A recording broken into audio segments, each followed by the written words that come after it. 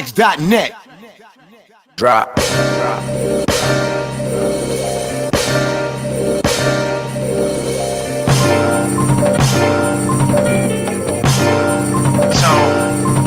Drop.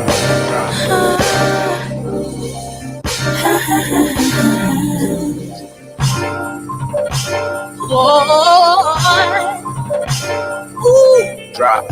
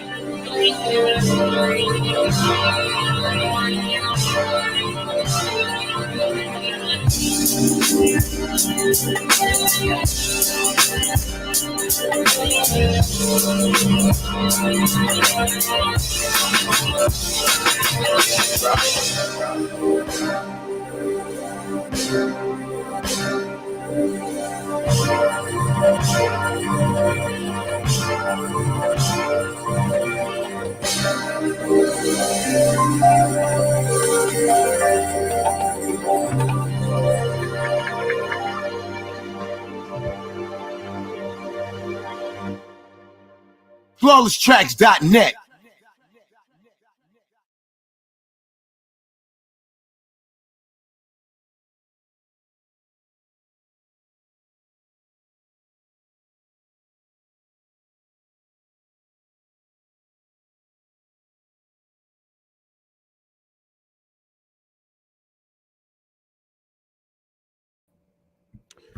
All right. Welcome back to another live installment of Spoken Genius. It's your boy Ghetto Genius, and decided to do an impromptu live stream today. Shout out to all the brothers that will come through live and all the brothers that will watch the playback. Based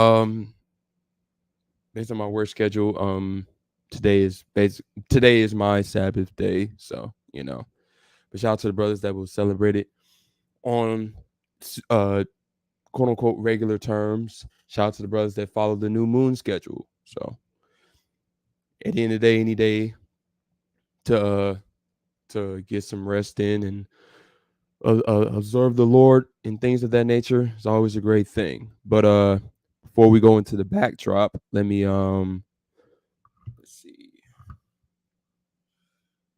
get something real quick. Actually, no, probably should have set all that up.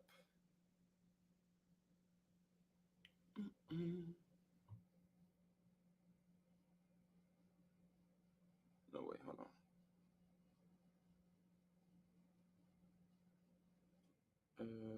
Option. Let me see. It should be a window. Yeah, there we go. Yeah, there we are. All right, let's get the preset for today. Let's get a couple presets. Let's get we'll get the thumbnail, of course, but hold up.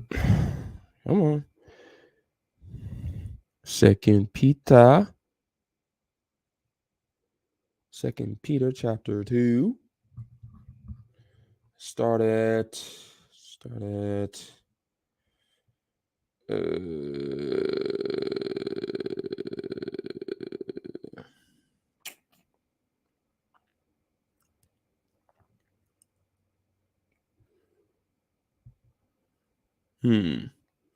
let's start with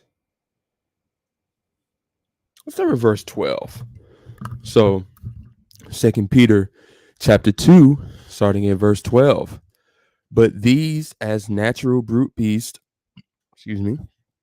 made to be taken and destroyed, speak evil of the things that they understand not, and shall utterly perish in their own corruption, and shall receive the reward of unrighteousness, as they count it pleasure to riot in the daytime. Spots they are in blemishes, sporting themselves with their own deceivings, while they feast with you, having eyes full of adultery, and cannot cease from sin, beguiling unstable souls, and heart they have exercised with covetous practices, cursed children, which they have forsaken the right way, and have gone astray, following the way of Balaam, son of Bezor, who loved the wages of unrighteousness, but was rebuked for his iniquity. The dumbass, speaking with man's voice, forbade the madness of the prophet. These are wells without water, clouds that are carried with a tempest, to whom the mist of darkness is reserved forever. For when they speak great swelling words of vanity, they allure through the lust of the flesh, through much wantonness, those that were clean escape from them who live in error. While they promise them liberty, they themselves are the servants of corruption. For of whom a man is overcome, of the same is he brought in bondage. For if they had escaped the pollutions of the world through the knowledge of the Lord and Savior Yahushua Hamashiach, they were again entangled therein, and overcome. The latter end is worse with them than the beginning. For it had been better for them not to have known the way of righteousness, than after they have known it and turned from the holy commandment delivered unto them. But it is happened unto them according to true proverb: the dog is turned to his own vomit again, and the soul that was washed to her wallowing in the mire. Now, I'm saying all this because, well, for those who know me personally, you know this stream is a long time coming. Okay, this stream's a long time coming. I have been this topic. Y'all see the what's the word for it? Y'all see the title of the live stream. Excuse me. Y'all see the title of the live stream. Did the Most High advocate for non-consensual sex, i.e. grape, right? I've dialogued this with other brothers. Y'all know what I'm talking about. So, we're we're not going to waste too much time. We're going to get into the crux of this, and we'll chime in here and there. So, without further ado, also fair use YouTube, fair use. It's in the description box, YouTube. So please don't fuck with me today. But yeah. Let's see. Hold on. All right. So y'all should be able to see that on the screen just to make sure. Just to make sure y'all can see the video on the screen.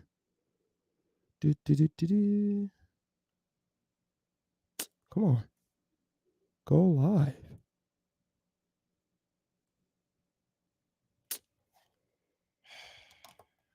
Give me a second. There we go. All right. Y'all should be able to see that on the screen. So, hold on. Well, actually, give me a second.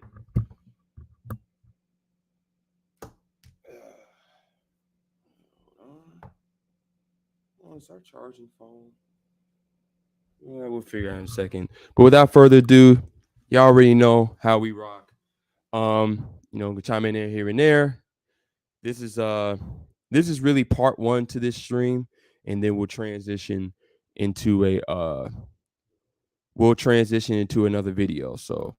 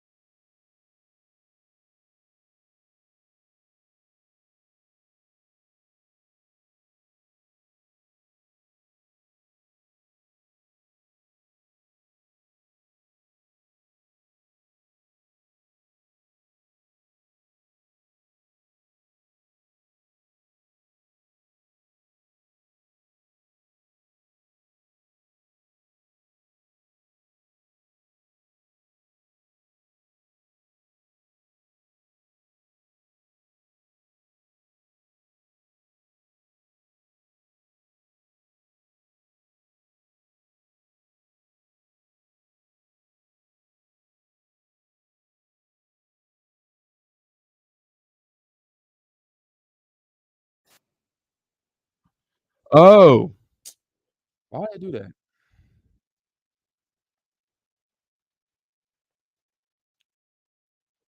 Hold up. What did y'all that shit cut out? Oh, that shit cut out. Okay. My mic cut out. My fault. Y'all should have been able to I would assume y'all should have been able to hear the video. I would assume. Just to make sure. Hold on. Make sure. Share screen. Chrome tab. Chrome tab. Take Hold on. the box. Let me make sure Well, y'all then can you're hear gonna that. be in the box. Let me make sure y'all can hear that. If not, we'll just have to start over.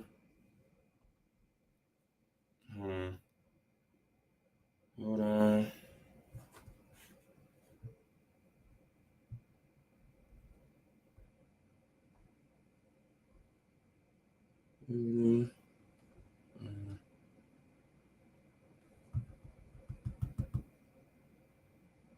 Oh wow. Oh, I would assume. Okay, so let's damn, that's a lot of time cut.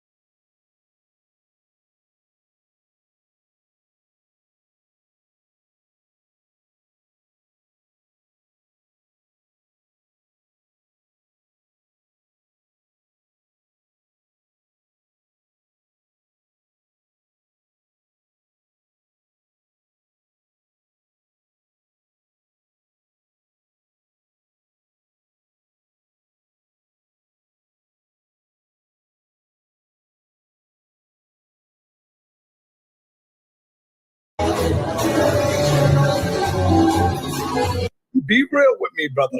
Be real with me. Don't play games. If you was to see the sister in the street and she's looking at you like, damn, I like that brother. He's a strong man. I like that brother right there. Will you at least give him some attention? Hey man, ain't no Leviticus 20:13s over here, brother. You know what I'm saying? I'm a whole man. The woman was made to be for men, right? She's African. She's African. Yeah, we had African women. Okay, We had brother. Let's not act crazy here. Yeah, we had they're called concubines. We read Exodus the 20th chapter, 17th verse. It said, "Thou shalt not covet thy neighbor's house. Thou shalt not covet thy neighbor's wife, nor his manservant or maid servant." You look up that maid servant, it's a concubine, right? So men, we always dealt with the women of other nations. We got a law in Deuteronomy 21. If we go to war and we find against our enemies, if we find a beautiful woman, you want to make them our woman, we had to capture them, let them mourn their fathers, shave their hair, their nails. We take care of them for 30 days. At the end of 30 days, we can go into them and make them our woman. That's in Deuteronomy 21. I mean, what we talking about? I mean, Samson got with the African Philistine. I mean, we always dealt with the women of other nations. They women. So you're saying that the Most High gives y'all permission to take, kidnap, conquer, and rape women? Deuteronomy 21. And remember, I was on here for that. Deuteronomy 21 goes and talks about if you capture a woman when you're at war. If you capture her, and then there's a law that says you have to shave her head and par her nails, and she have to abide with you for 30 days and bereave her parents. And then after that 30-day cycle, you can go in onto her. I'm sure in 30 days, she ain't gonna just want you to lay with her, but that was the law that was given to the men of war. That was at war.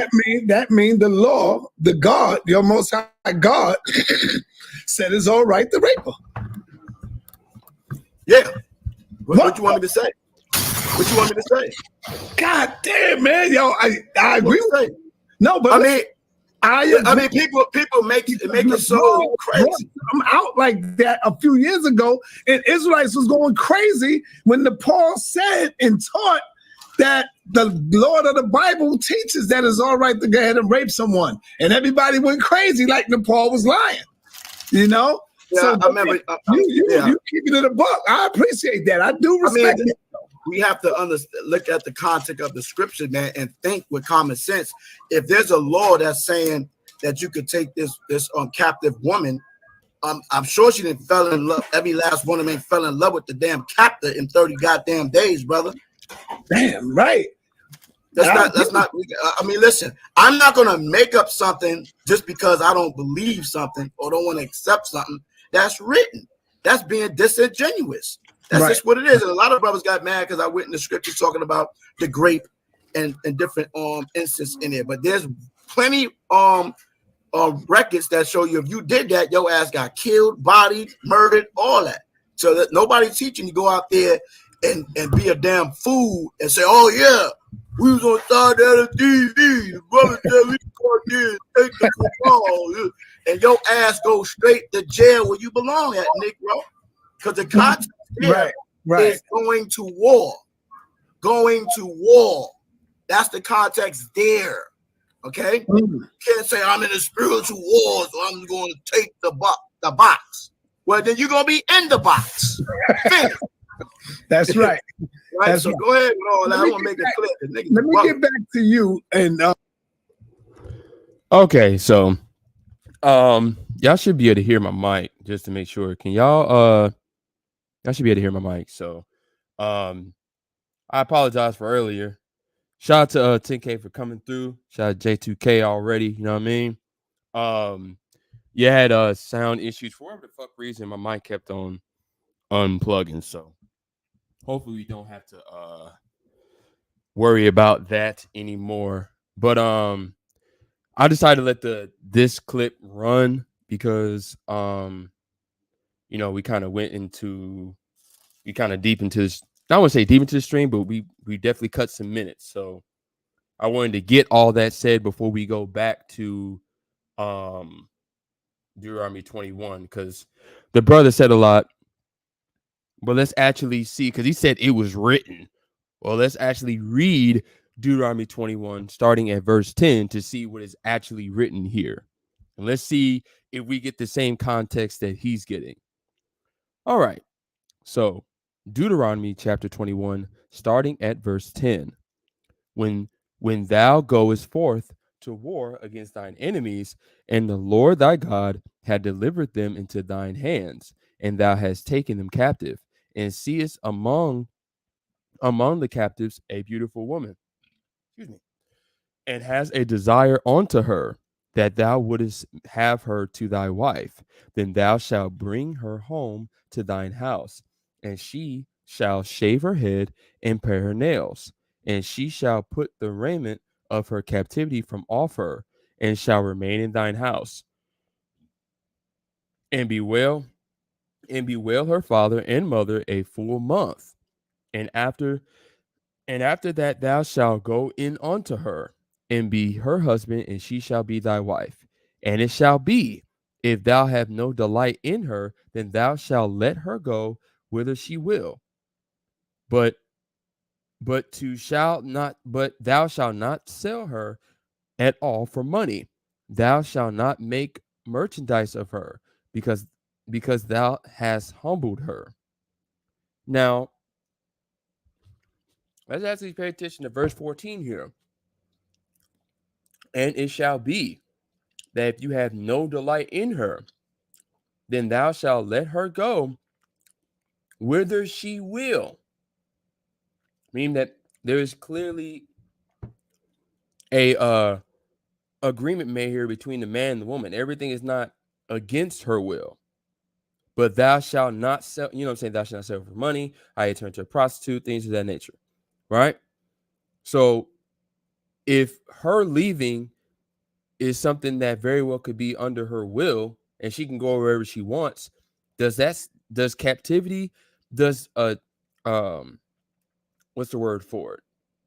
When you take her on as a wife, does that mean that you're taking her on as a, I don't know, as a victim of grape? Is that how that works? Right? Once again, you're taking her on to be your wife, man. At the very least, a maidservant. So you really think you finna sully her by graping her, by having sex with her without your consent? I mean, without her consent? Is that how that works? You really think that because the law says at the minimum you must wait 30 days before you can have sex with her, you think that every single time everybody had sex after the 30, right after the 30 days were up? Is that what you think? You just literally added to the scriptures, brother. You just added to the law. You making, oh wait, hold on. I should have shared it, but you guys heard what I was saying. But you just literally made that shit up. So once again, because I forgot to share this, the screen. But what am I trying to say? Damn, what am I trying to say? Hold on. Once again, verse 14. And it shall be, if thou hast no delight in her, then thou shalt let her go whither she will. Meaning, you're just, saying you're breaking up the relationship. You're separating yourself from her. You're divorcing yourself from her, and she can go wherever she wants. But thou shalt not sell her at all for money. Thou shalt not make merchandise of her, because thou hast humbled her. Humbled her to what? The culture and the dictates of the Israelites. Okay? Because of course that's what the Bible is all about.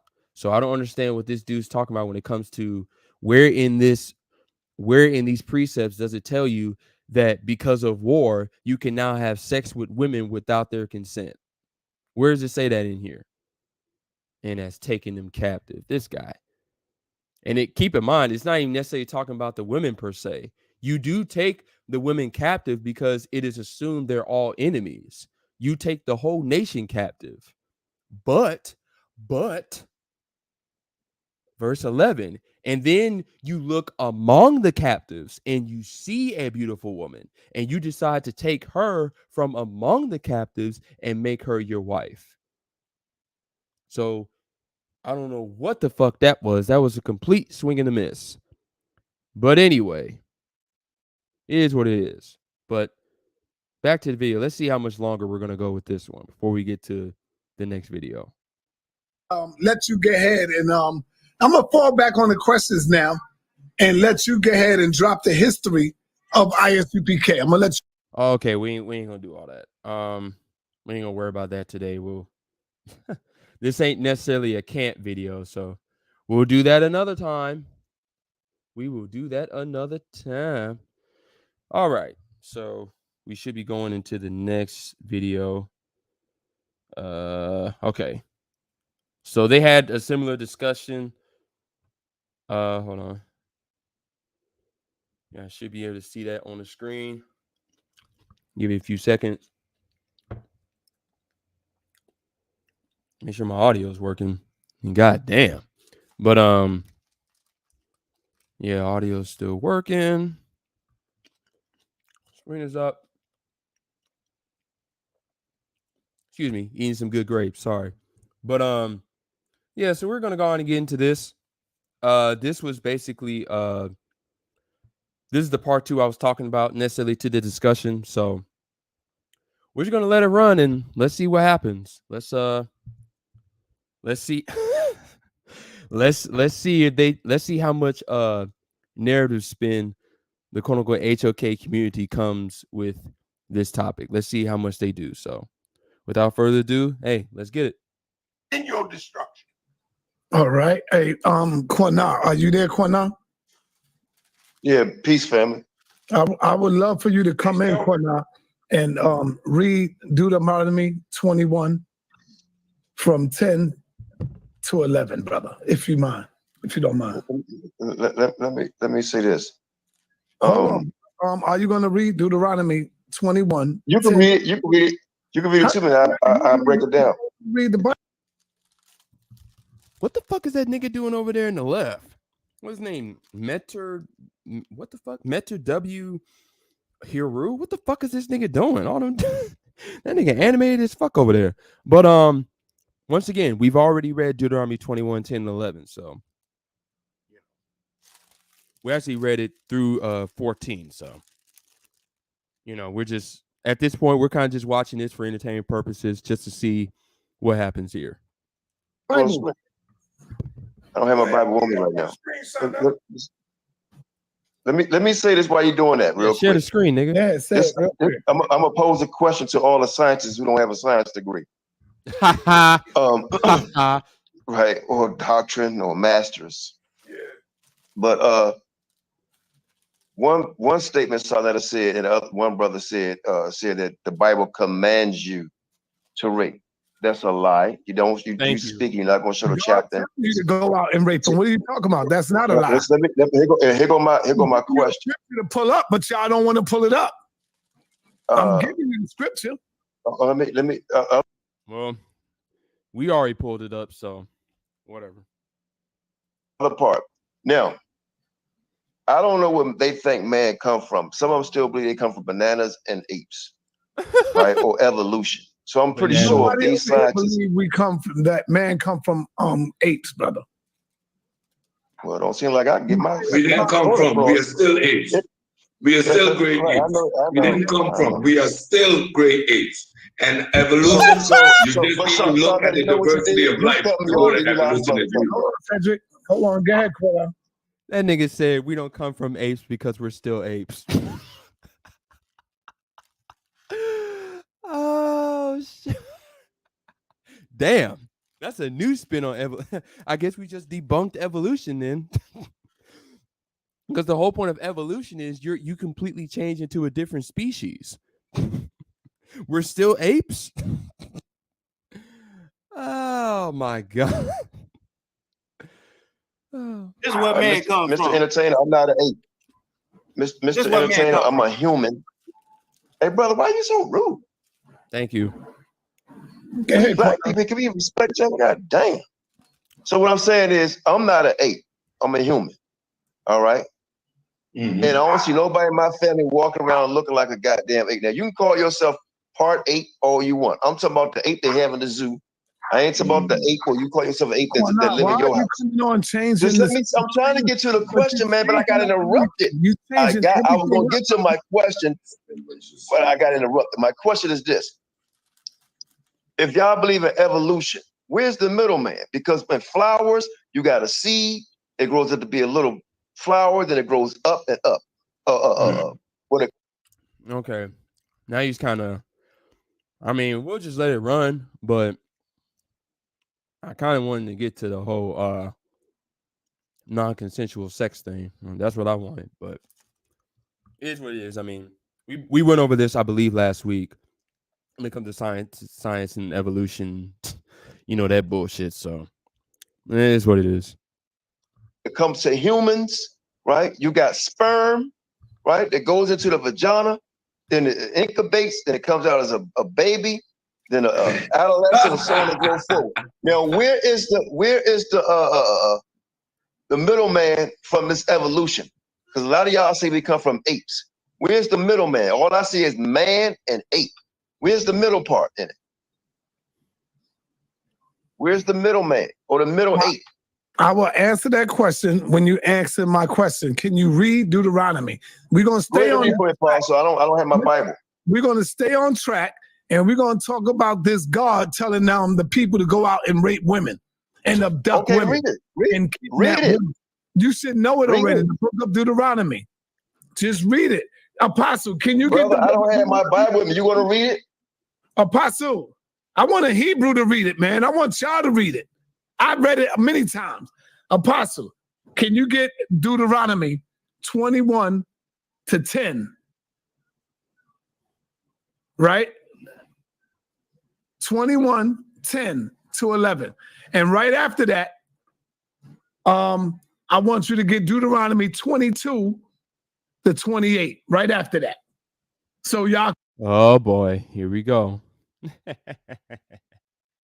Here we go with the infamous talk. Here we go. Here we go with the chapter that definitely confuses, that's definitely caused a lot of confusion the most.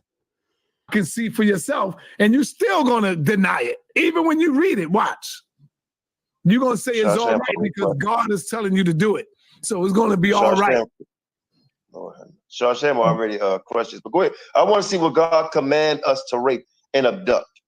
Thank you. All right. You said the exact words. That was God said the same thing. Brother, you will see it, brother. So let's see what we say. Go out there and rape.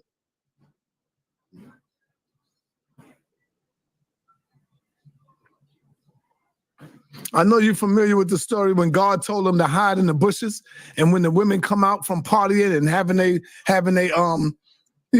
a good time, go out there and take them. I know you're familiar with that scripture, right? Oh, he's talking about Judges 20, I believe. Either Judges 19 or Judges 20, but that was too simplistic of an explanation, but whatever. Go out there and take your woman. I know you're familiar with that, right? Come on, brother. There's many scriptures in the Bible that tells you. If I tell you to go out there and take a woman, am I telling you to go rape a woman? That's what if I tell you go out there and get you a girl, don't people, daddy or uncle say, you know what, man, go out there and get you a girl, man. Do that mean go out there and rape them? Exactly. You going to the dance, man, get your girl to dance, we're gonna get a girl. That mean rape? We're gonna see what God said. Semantic shit. Read the Bible. Read the verse that says go out there and rape. We can't hear you, brother. Where you at? Watch the verse. All right, the verse is Deuteronomy 21, 10 to 11. And then I'm going to give you Deuteronomy 22 to 28. Just stay here, Cornell. Don't run nowhere. You always running, bro. Yeah, that's what you get for coughing, stupid. But hurry up. You can share your screen, Apostle. Yeah, I'm pulling the scripture first, and then I'm gonna share it. King James, get King James, bro. Right, let's change it. The point. No, I want the King James Bible. You said 10, right? Read the King James first. Got 13. All right, read it. All right, come on. All right, I'm just going to read. It says, because I want to get just more than got 13. Make sure I got 13. Okay, hold. Let me get 10 here. Okay, there go 10. I'm going to read the King James first because you want me to read the King James. When thou goest forth to war. I just want to say this real quick. If you can't see that on the screen, that's fine. I mean, we've already went over these verses once again, so don't sweat it. Oh, you said 10, right? Yes. Against thine enemy. Matter of fact, when thou goest against thy enemy, and the Lord thy God have delivered them unto thy hand, and thou hast taken them captives. That's go on. Go on. Now 11 says, if you see a beautiful woman among them, and you desire her and want to take her as a wife. What else to say? You can go to the next one if you want. What else? So we can get a good understanding. Go to 11 if you want. I'm going to 11. And you want to take her as a wife.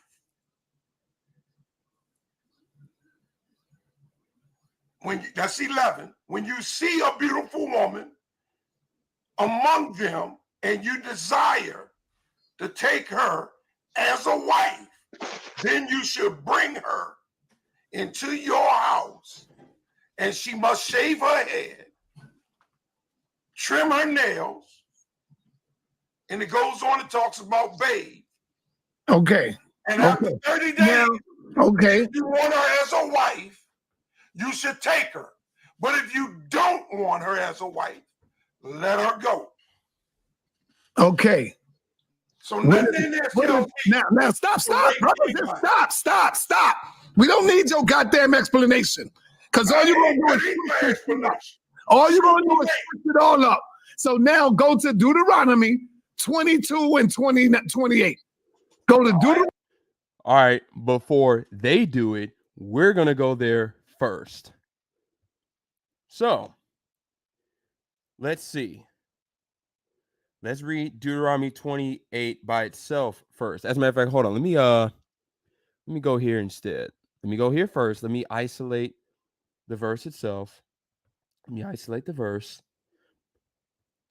So, Deuteronomy 22 and 28. Hold on. A little too wide. All right.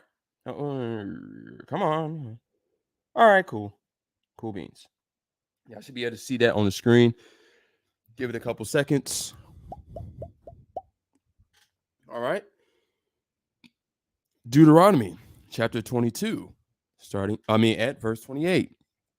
If a man find a damsel that is a virgin, which is not betrothed, and lay hold on her, and lie with her, and they be found,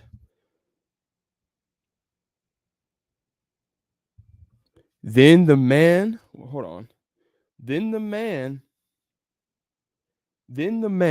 that lay with her shall give her unto the damsel's father 50 shekels of silver, and she shall be his wife, because he had humbled her. He may not put her away all his days. So I just wanted to read that before they do. So I'm not going to even give an I'm not going to even give an explanation yet. I'm just going to see what they're going to say. So this should be good. This should be fucking amazing what they're about to do here. So back to the video. Deuteronomy 22. No, before we do that, let's understand this is not talking about rape. No. Thank you, sir. Right now, 21. 10, 11. Can you tell me what happened? Stop. That's not rape. That's not rape. Stop, man. Tell me what happened. Tell me the story. God damn it. Can I talk, man? And then I'm going to let you explain it. Tell me the story. What's going on? What's going on is they at war, right? And they kill her parents, right? They kill the family. They kill the mother. They kill her father. And they kill them. But he see a beautiful woman. But I'm not going to kill her because I want her for my wife. So I'm going to take her to my house. And I'm going to put her in somewhere for 30 days before she even wash up. I want to make her forget about me killing her mother and her father. And then I'm going to go inside of her and make her my wife. But if I don't want her as my wife, I can let her go. She ain't got no goddamn say-so of it. If he want to take her, he can take her. She ain't got no goddamn say-so over it. God damn it, do you hear me? Stop making excuses over this shit. It's clear as day that God is giving every right to the damn man and not giving the woman no say-so. Is that what you're saying, or is that what the Bible says? Real quick, let's go back. Let's go back. Deuteronomy 21. Let's go back. Starting at verse 10. Let's read this again. When thou goest forth to war against thine enemies, and the Lord Yahweh thy God has delivered them into thine hands, and thou hast taken them captive. What did Sinai say? Oh, he kills the mother. He kills the dude, kills the father. He kills the family, but he just so happens to not kill the woman because he wants her. Well, killing the family and things of that nature, that's just casualties of war, bro. That's how war works. When swords get to slashing, cannons get to firing, bullets get to shooting, bombs get to bombing away, or wherever the hell you want to call it. People die, bro. Mothers, fathers, children, people die, bro. Like that's how that shit goes. Like that's casualties of war. People die. And also people surrender and get taken captive into the nation that won. That's how war works. So I don't know what to tell you there. Verse 11, and he sees among the captives, who?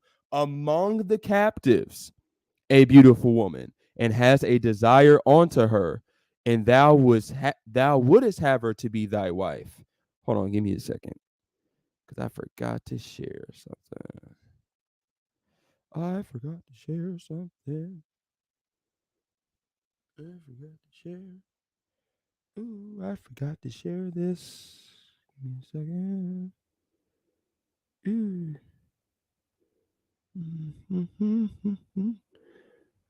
Okay. All right, we're ready. All right, back to what I was saying. So verse 11, and he sees among the captives a beautiful woman. Keep in mind, among the captives, okay? Among them, and has desire unto her, that thou wouldest have her to be thy wife. Then thou shalt bring her home to thine house, and she shall shave her head and pare her nails. She shall, meaning that this is the things that she's already agreed to doing by the time that she's already in the house. Anyway, and she shall put the raiment of her captivity from off her. Meaning what? She's not a captive anymore. Duh, she's not a captive anymore. She's not considered amongst the captive, amongst the people who were just held captive. No, she is considered a prized possession now, like any wife is a prized possession. Well, that's what they're supposed to be, but you get the point. And shall remain in thine house, and bewail her father and mother a full month. Why? Because it is definitely understood that before she can even begin to agree to be your wife, she is going to be emotional about the station that she was at before she came into your house. She is going to be very, very sad that her mother and father are no longer with her for obvious reasons. So based off of the law, she is given a full month to dwell in that sadness and that mourning per se, and after that thou shalt go in unto her and be her husband, and she shall be thy wife. But keep in mind, that doesn't mean that after a month it automatically it happens. That's just at the bare minimum. The man has to wait 30 days to give her at least 30 days to let a lot of that go, so that way she can be comfortable with being your wife already. But she's not a captive anymore. She's just your woman now. During them 30 days, you're helping her grieve and things of that nature, like you're being a good man to her. Dummy, but whatever. And it shall be, if thou have no delight in her, meaning if at least after a month, after that process is done, if you don't want her, whenever the time, the conclusion that you come to, if you don't want her anymore, then you shall let her go, and she shall be able to do whatever she wants at that point. But thou shalt not sell her at all for money. Thou shalt not make merchandise of her, because thou hast humbled her. Humbled her to what? The culture of the Israelites. There's supposed to be no prostitution amongst anyone under the congregation of Israel. We know this based off of the law. So, I forgot to share the screen again. Well, I'm sloppy today, but you get the point. I read it, so you guys heard it. So, but I just want to share. I want to read it again, right? Because I forgot to share the screen. So we're just going to read it one more time. So Deuteronomy 21, verse 10. When thou goest forth to war against thine enemies. And the Lord Yahweh thy God hath delivered them unto thine hands, and thou hast taken them captive. And seest among the captives a beautiful woman, and has a desire unto her, that thou wouldest have her to be thy wife. Then thou shalt bring her home to thine house, and she shall shave her head and pare her nails, and she shall put the raiment of her captivity from off her, and shall remain in thine house, and bewail her father and mother a full month. And after that thou shalt go in unto her, and be her husband, and she shall be thy wife. And it shall be, if thou hast no delight in her, then thou shalt let her go whither she will. But thou shalt not sell her at all for money. Thou shalt make her merchandise of thou shalt not make merchandise of her, because thou hast humbled her.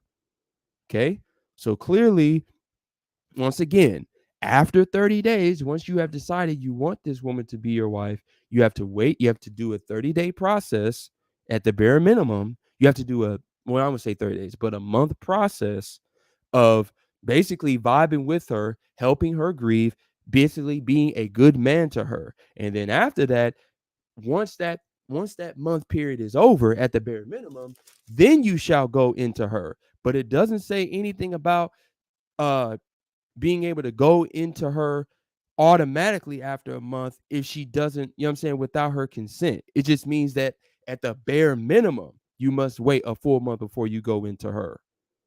So I don't know what the hell Signator is talking about. But anyway, back to the video.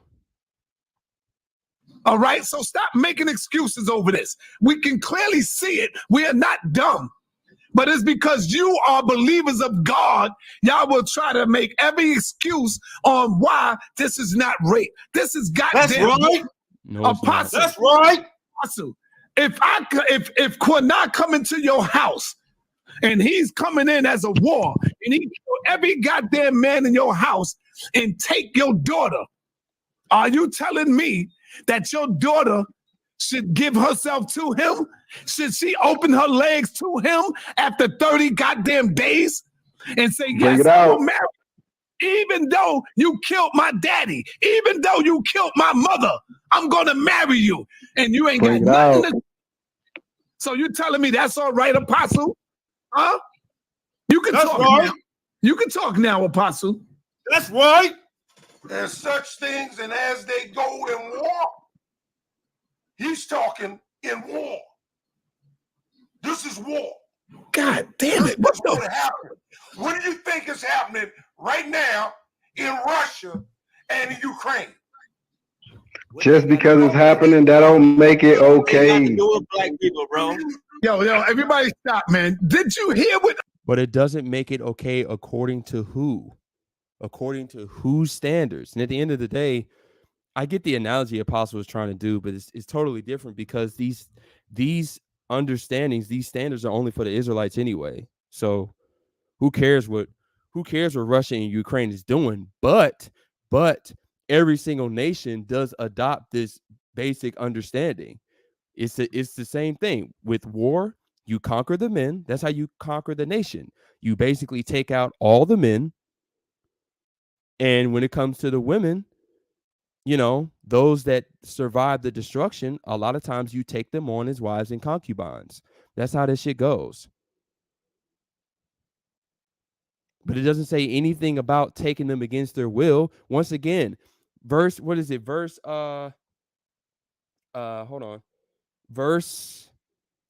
13 clearly says, and she shall put the raiment of a captivity from off her. Meaning what? She's not captive anymore. She's a wife. She's just a prized possession. So clearly this is not just some fucking quote unquote kidnapping that's going on here. So whatever. What did AV Development? Hey.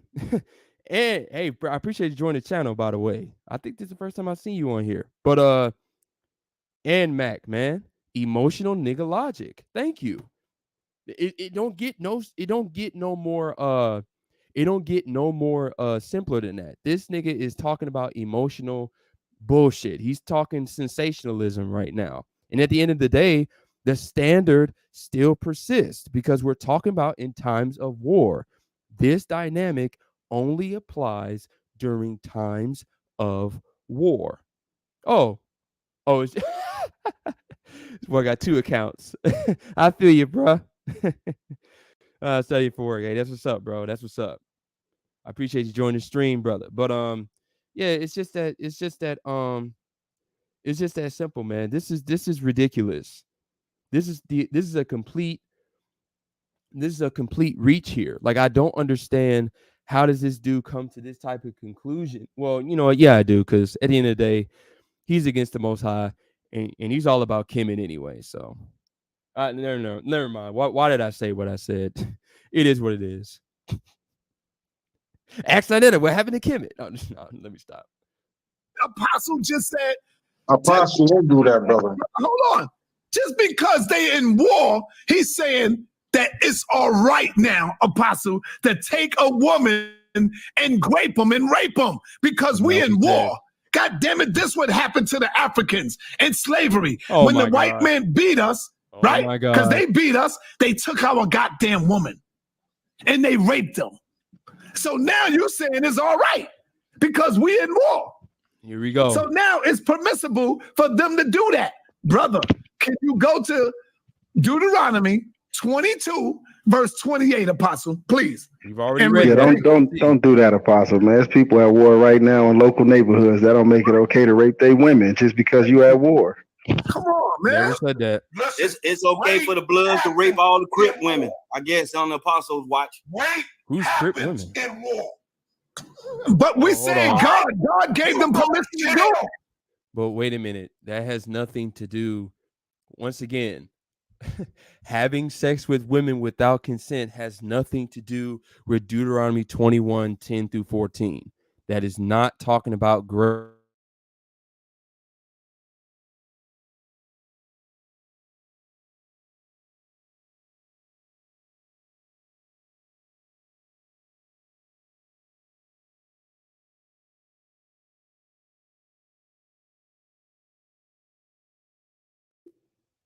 All right. Hold on, my bad. Y'all should be able to hear me again. Wait, hold on. What did you say? Algorithms be killing me. Well, just in case if the mic cut out last few seconds or so, once again, grape has nothing to do.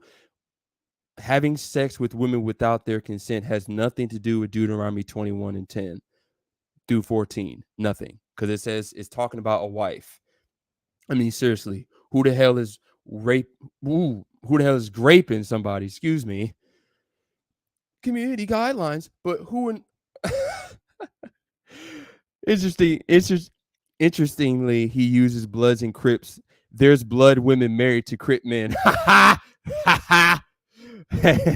Hey, what that red be like, bro? What that red be like, What that red be like, But hey, that's true.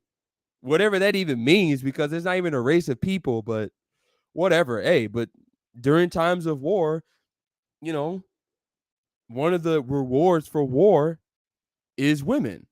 Women are part of the spoil, but it's not, when it comes to what's dictated to the Israelites, they're not supposed to be having sex with women without their consent.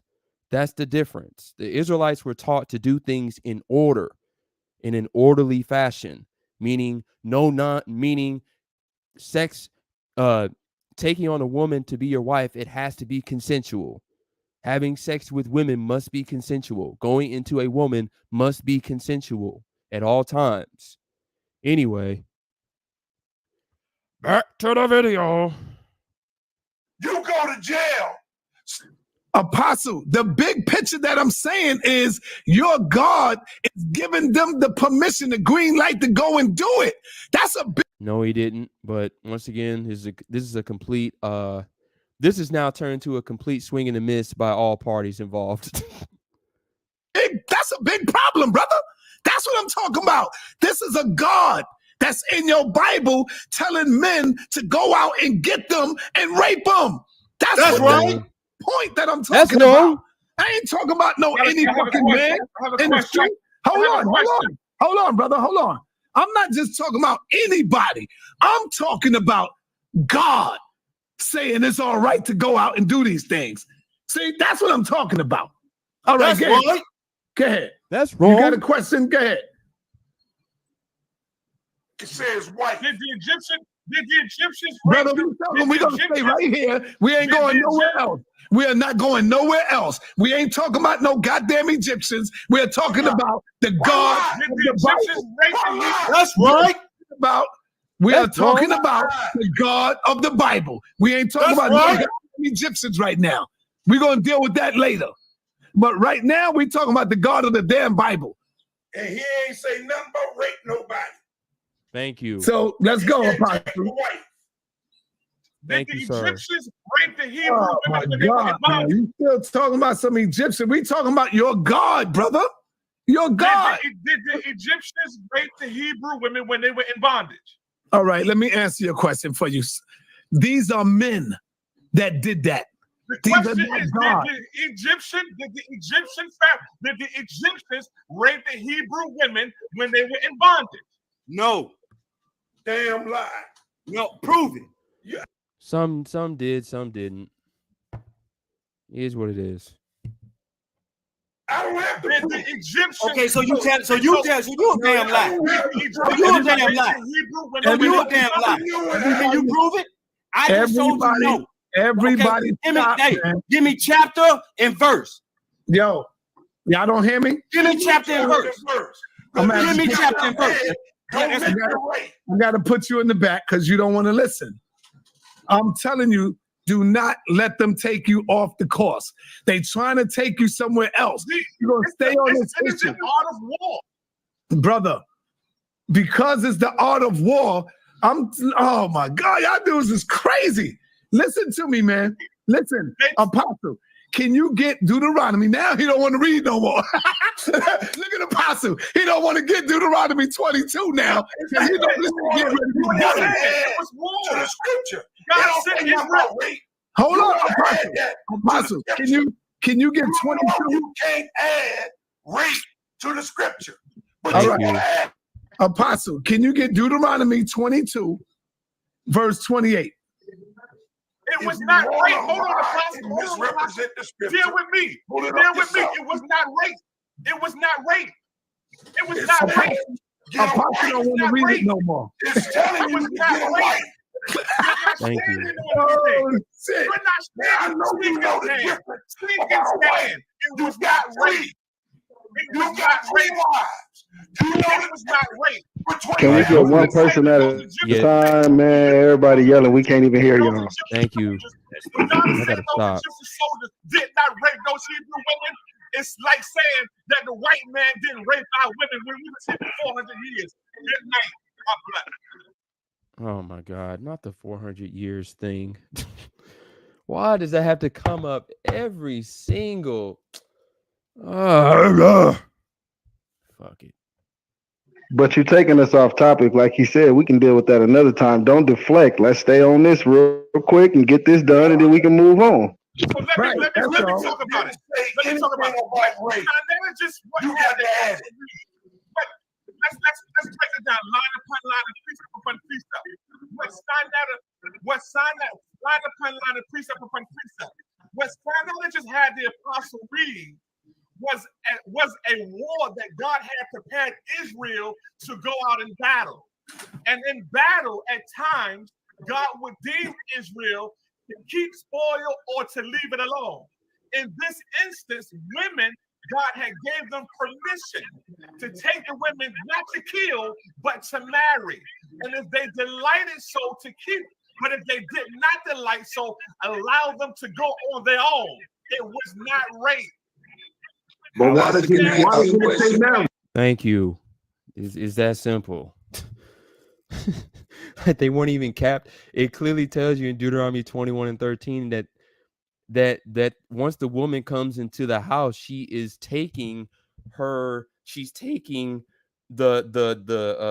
raiment of her captivity off of her, meaning that she's not a captive anymore. She's a wife now. She's not a captive anymore. She's not to be treated like a captive. She's not to be treated like somebody in captivity. She's meant to be treated like you would treat a wife, as a prized possession. So you're dealing with her from that standpoint.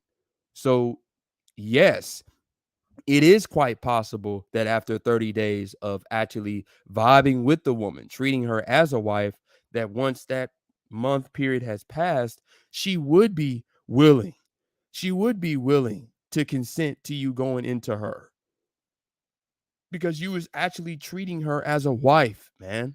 That's clearly what those precepts is discussing here. Because once again, it says you shall take the woman as thy wife, not as a captive. That's two totally different things. But anyway, I forgot the comment that war is traumatizing on both sides. So does he not think the man taking the woman don't have comrades that died as well? Yeah, I mean, yeah, that's true. All that's like, when it comes to war, I mean, people don't, and I say this a lot to brothers that you know, what would you call it? I converse with on a regular basis. People don't really understand how war works. Like, this shit is savage, man. This shit is ruthless. This shit is gruesome.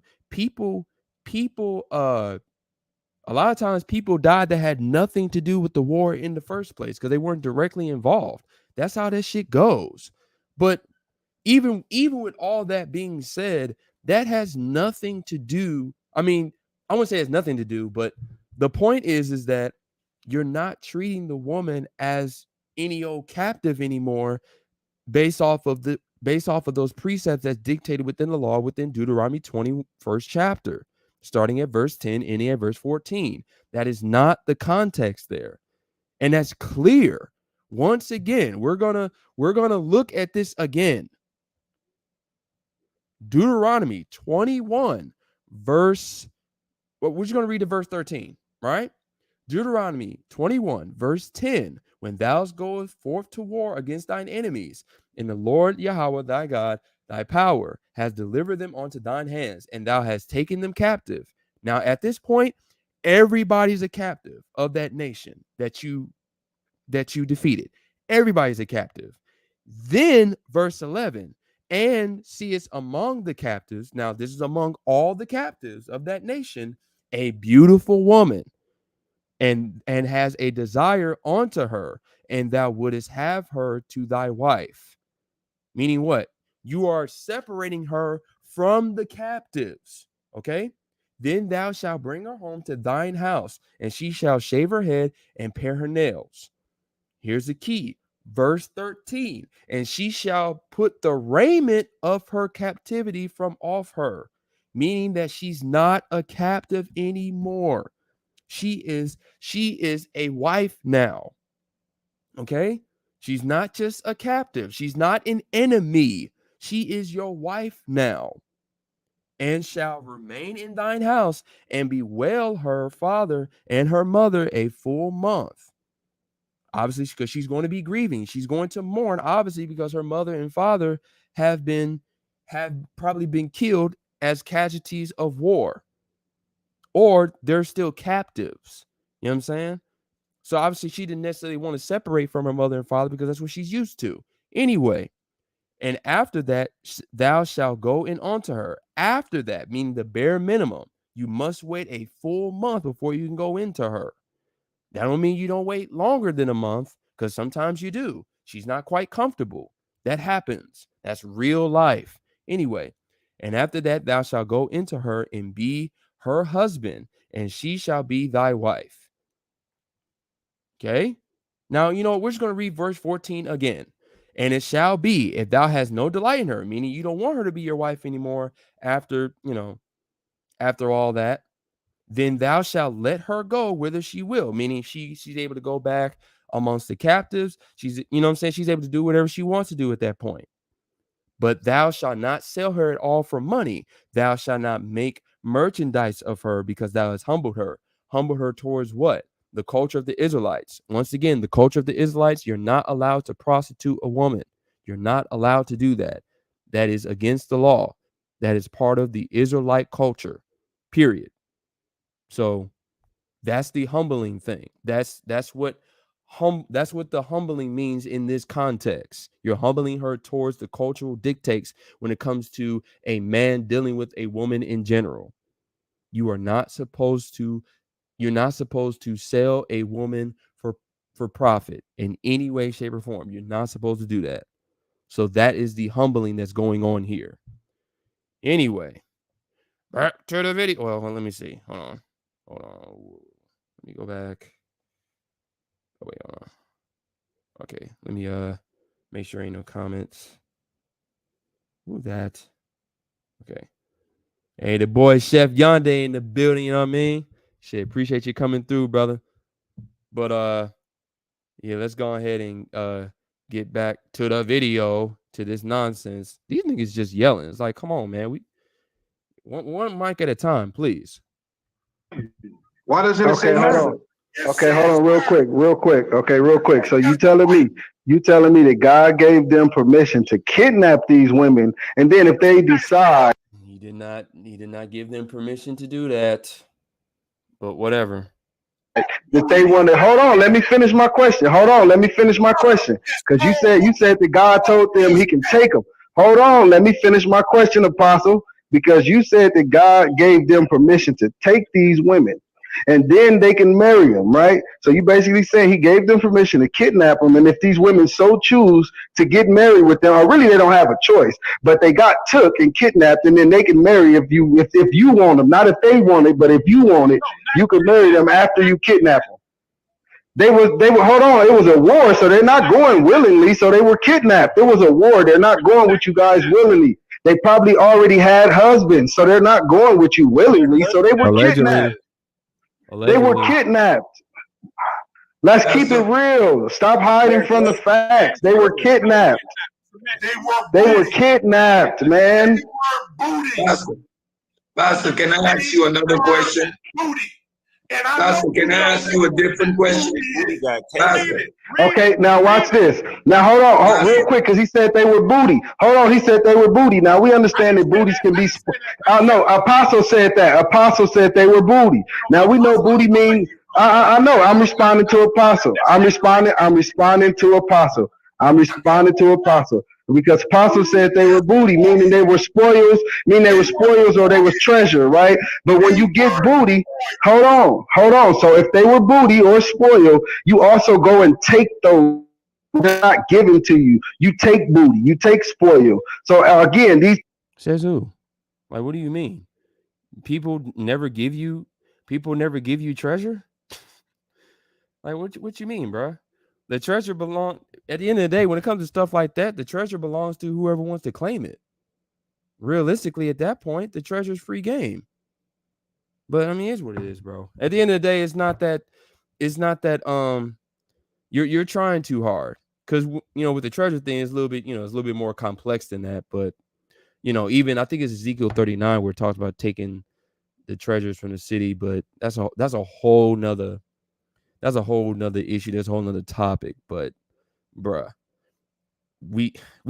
it's crazy how they're well, maybe they wasn't paying attention, I don't know, but they are purposefully ignoring the fact that she is not treated like a captive anymore. So she's not somebody that's got kidnapped anymore. She's not viewed as somebody that's kidnapped. She's viewed as a wife. She is choosing to take the captivity from off of her, meaning that she understands as well that she's not a captive. She is a wife, bro. Both parties understand that. It's not just him. God damn. People were taken. They were kidnapped. He's speaking fast. He's speaking fast. Pastor, can I ask you a different question? I can't believe that.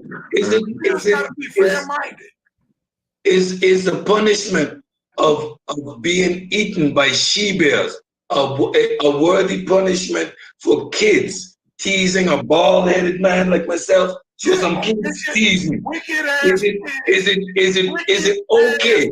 Is it okay that God sends 10 bears to kill, sends 2 bears to kill kids because they are teasing my bald head or my lupus. Or my lupus. So some kids teasing my lupus. Oh, look at his skin. And I pray to God, and he sends 2 bears and kills them kids. Is that a moral God? Well, here's the problem. Why are you making fun of somebody that has lupus? That's a pretty wicked thing to do, to be making fun of somebody that's got lupus, don't you think? So, I mean, hey, yeah, the Most High very well could have not done that, but or gave Elijah the power to do that. But I mean, it's what it is. If you want to make fun of somebody that's got a bald head, 9 out of 10 due to a condition, due to a health condition, he probably can't grow his hair like that. Or if you're making fun of somebody that's got lupus or whatever type of whatever type of disease per se, then if the Most High wants to punish you for making fun of somebody that's got these type of ailments, then realistically you got what you deserved. Because I don't see anything. Now, I'm just looking at it from my perspective. I don't see anything funny about somebody having lupus or, a bald head. Well, due to, health reasons and things of that nature. Like they just can't really grow it like that. I don't see what's so funny about that. But, whatever. Yeah, because they were some wicked ass kids. They're kids. I'm good. That's what God do to the wicked. I'm good. That's like the wicked here on earth. All right. Stop, Apostle. I got a question. Stop for a minute, Apostle. Now we all know kids are gonna do what kids do. They're just gonna make fun of people with lupus. That's what they're gonna do. That's what they do. They just make fun of. They just go out of their way to make fun of people with bald heads. That's interesting. How in the hell can the kids be wicked for laughing at something that they think is funny? All they saying to Blom is, go up that hill, thy bald head. Go up that hill, thy bald head. And a grown-ass man got into his feelings and called on your God of the Bible. These are kids playing. And he called on God, and God sent 2 she-bears to rip and tear and chop off their heads. These are kids. Now that's a wicked motherfucking God, bro. That's not no kids is wicked. Kids gonna be kids. So stop playing, Apostle. He's wicked. Your God wicked. Wicked ass kids. And the kids. Oh, come on. Wicked ass Canaanite kids. And of course, they're going way off course here, but whatever. We'll just let them run. Hold on, man. Hold on. Let me just say something. Because a kid speak honestly and he speak a fact that he see, if your head is bald, that don't make him wicked. He's speaking a fact. If you're bald and they see a bald head, he's speaking a fact. They were clearly taunting him for having a bald head. That's a fact as well. So if you want to taunt somebody all day for having a bald head, I mean, you can do that if you want to, but I'm trying to figure out what's so funny about that. What is so logically funny about a bald head that you got to tease somebody, that you got to go out of your way and tease somebody for it?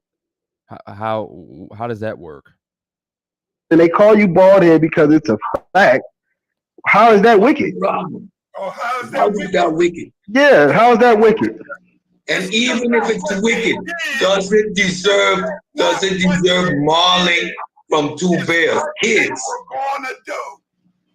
Okay, now let me ask you this then, Apostle. Let me ask you this. Okay, I understand that. No, let me answer the damn question. Go ahead. God knows the heart. Because I got a follow-up question when you're done. Let him talk, brother. The heart, even your heart. He knows your intentions. He knows what you're going to do. And if he foresees to destroy your ass, that's his prerogative. He made you. Yep.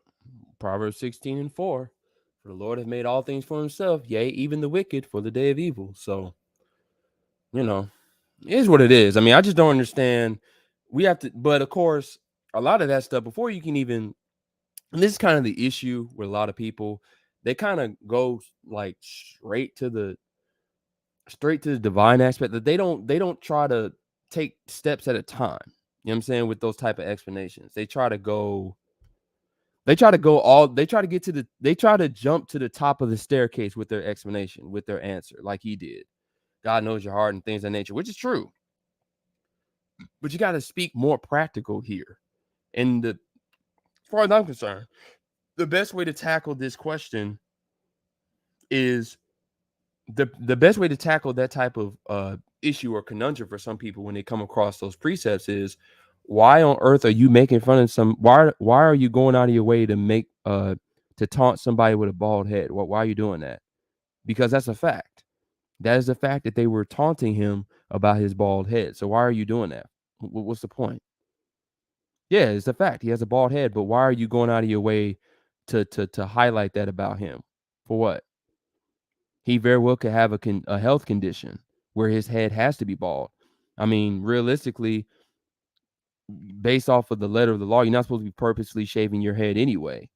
So 9 out of 10, if a man, if a man who aligns himself with being an Israelite has a bald head, there's a good chance it's probably because he can't really grow hair like that, which is a health condition. So why are you making fun of him like that? You don't even know his story. You don't even know him. That is a sign of wickedness right there. So at the end of the day, whatever the Most High wants to do with somebody who has, because we all have, we've all done wicked things to various degrees, some more than others. But if the Most High decides today, you know what, your bad outweighs the good, then who are we to, you know what I'm saying? Who are we to say, who are we to argue against that?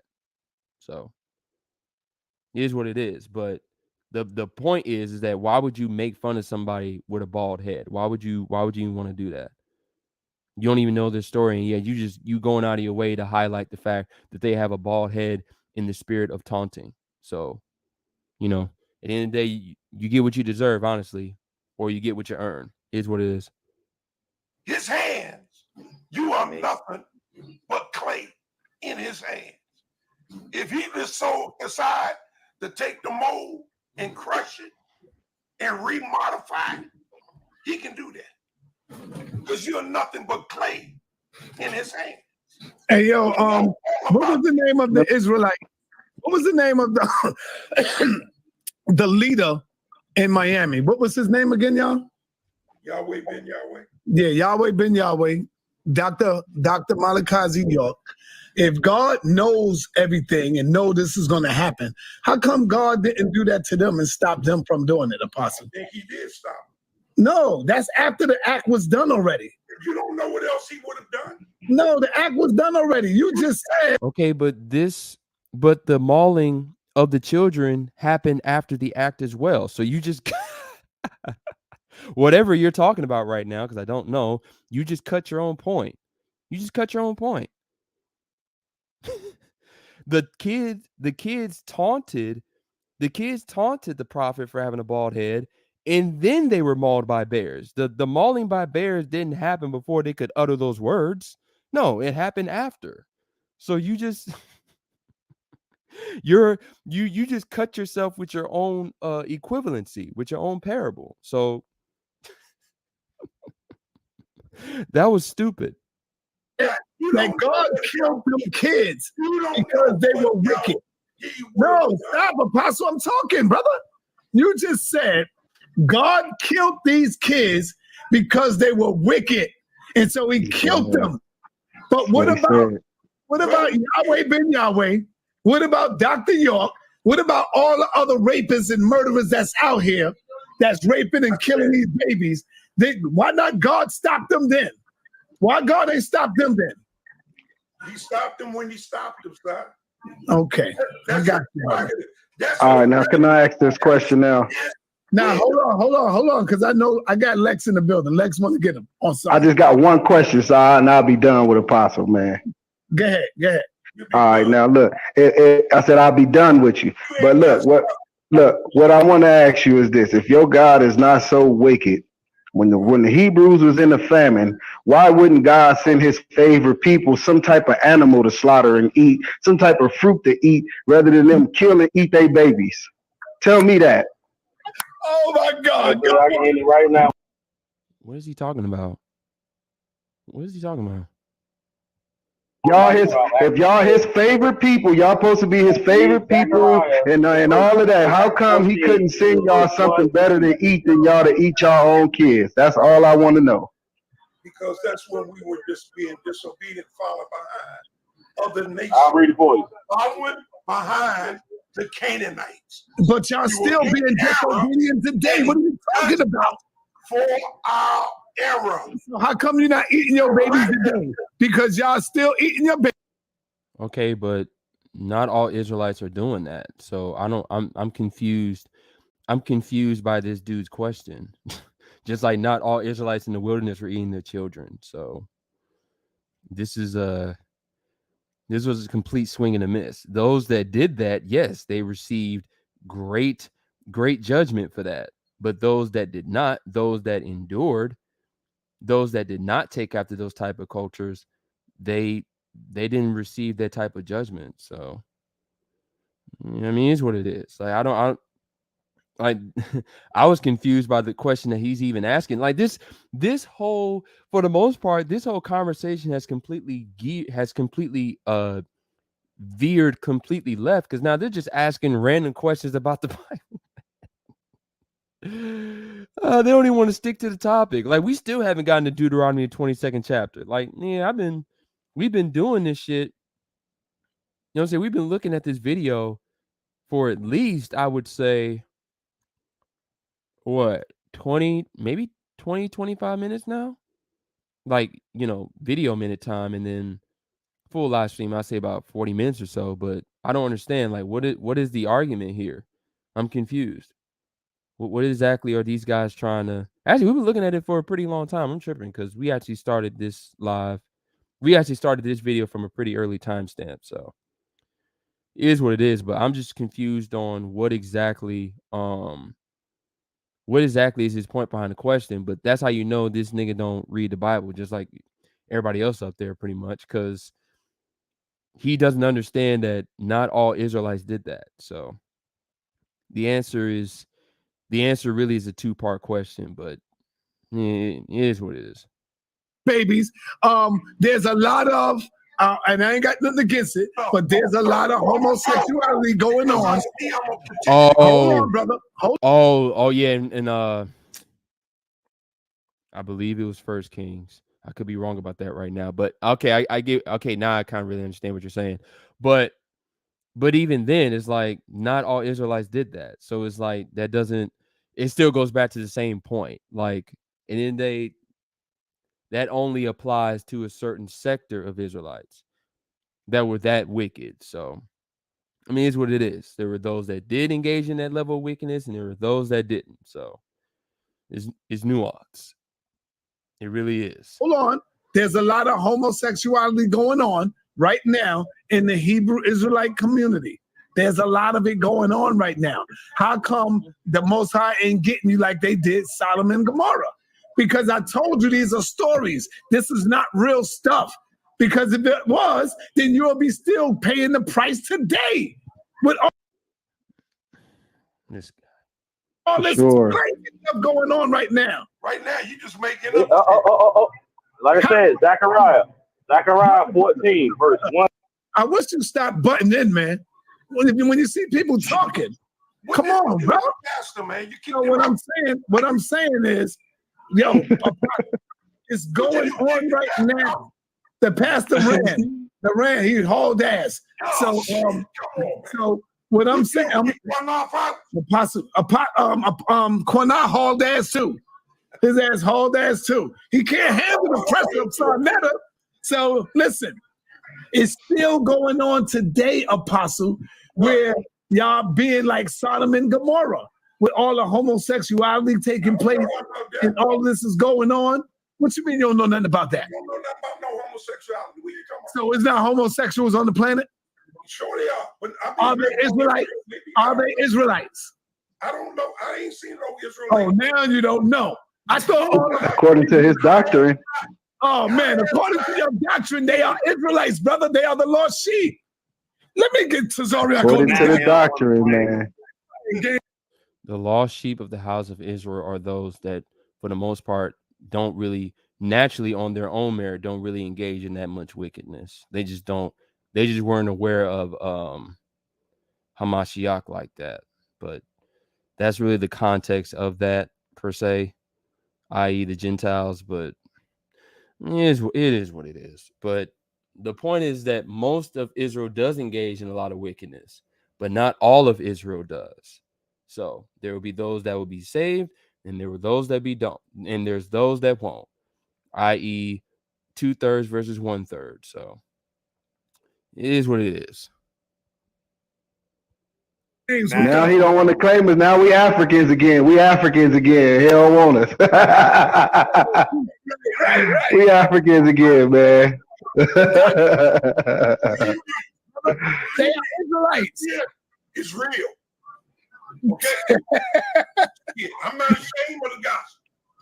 Apostle, my bad thought about that. Go ahead, brother. You want to say something? Go ahead, Antonio. No, I said I was about to the mic drop. I said go to Zechariah chapter 14, verse 1-2. And the day of the Lord is coming, Jerusalem, when your possessions will be plundered and divided up with your very wall. I will gather all the nations to Jerusalem to fight against it. The city will be captured, the houses ransacked, and the women raped. Half the city will go to exile, but the rest of the people will be not taken from the city. Oh my God! What scripture is that? Zechariah chapter 14, verse 1-2. This is the toughest environment to be in. The most high condones rape. Oh my God! And that. Wow. So he just completely swing and missed there. He just said the Most High condones rape because of the judgment that will come in the day of evil to Jerusalem. Right. I guess, bro. Oh my God. And it shows the people became God's enemies. So, you know, quiet. I got the captain on the line. Everybody quiet. Captain Tazariak, are you there? I'm here. You know I'm live. I know now. And you know, AKA ranked number 13th in ISUPK. Oh man, I'm telling you, man, you can't make this shit up. Numerology alert. Oh, I gotta ask you a question. Because Apostle up here tap dancing, brother. Let me ask you a question. Am I an Israelite, but I'm just a non-practicing Israelite, brother? Correct. Okay. When you see brothers who's Muslims, but you know we are all right here, would you say they are also Israelites? They just non-practicing, they think they Muslim? Yeah. Huh? Yes, I would say, yeah. I would say that. Okay. Same people. The only reason we deal with Hold on, the same people. I'm talking about the homosexuals that we see today. The sisters who are homosexuals that we see today. I'm talking about our people that are homosexual. Are they Israelites? Tazariak, yes or no? Yeah. Now the only well, even with the Muslims, I'm engaged where the question is going. It's like we say Israel. That's why we. No, they are not practicing Israel. They don't know they're Israelites. I'm saying that. Hey, okay, right. But are they Israelites though? Why didn't nigga voice sound like that? We all Israelites. Thank you, brother. Apostle. That's not the same question you posed to me. So what is the question I posed to you? It wasn't that. You was talking about practicing Israelites. All right, and Captain, I want to hold you. Thank you, brother. He's switching up. Thanks, man. Practicing Israelites. Now, Apostle, I'm going to ask you again. Okay, God damn it, I'm going to ask you now. And I'm going to ask you the same question I asked Cesaria. The homosexual brothers and sisters that we see today, who are our people, are they Hebrew Israelites, Apostle? The difference between... Oh, my God damn it. Let me answer the question. Answer the question. The difference between me And Cesaria, I don't go around assuming. Oh man, this dude, man. That's fair. Y'all know why he's doing either. that? Because he knows that I'm gonna come back and say, how come God is not destroying us today? Like You know why? You know why he can't answer it, Sarnetta? I'm gonna tell you why he can't answer it. Look, I can tell you why he can't answer it flat out, man. Because we're gonna name. Look, from now on out, we're gonna name Apostle BDC, man, Buck Dancing Captain, boy. That boy be dancing. Ooh-wee.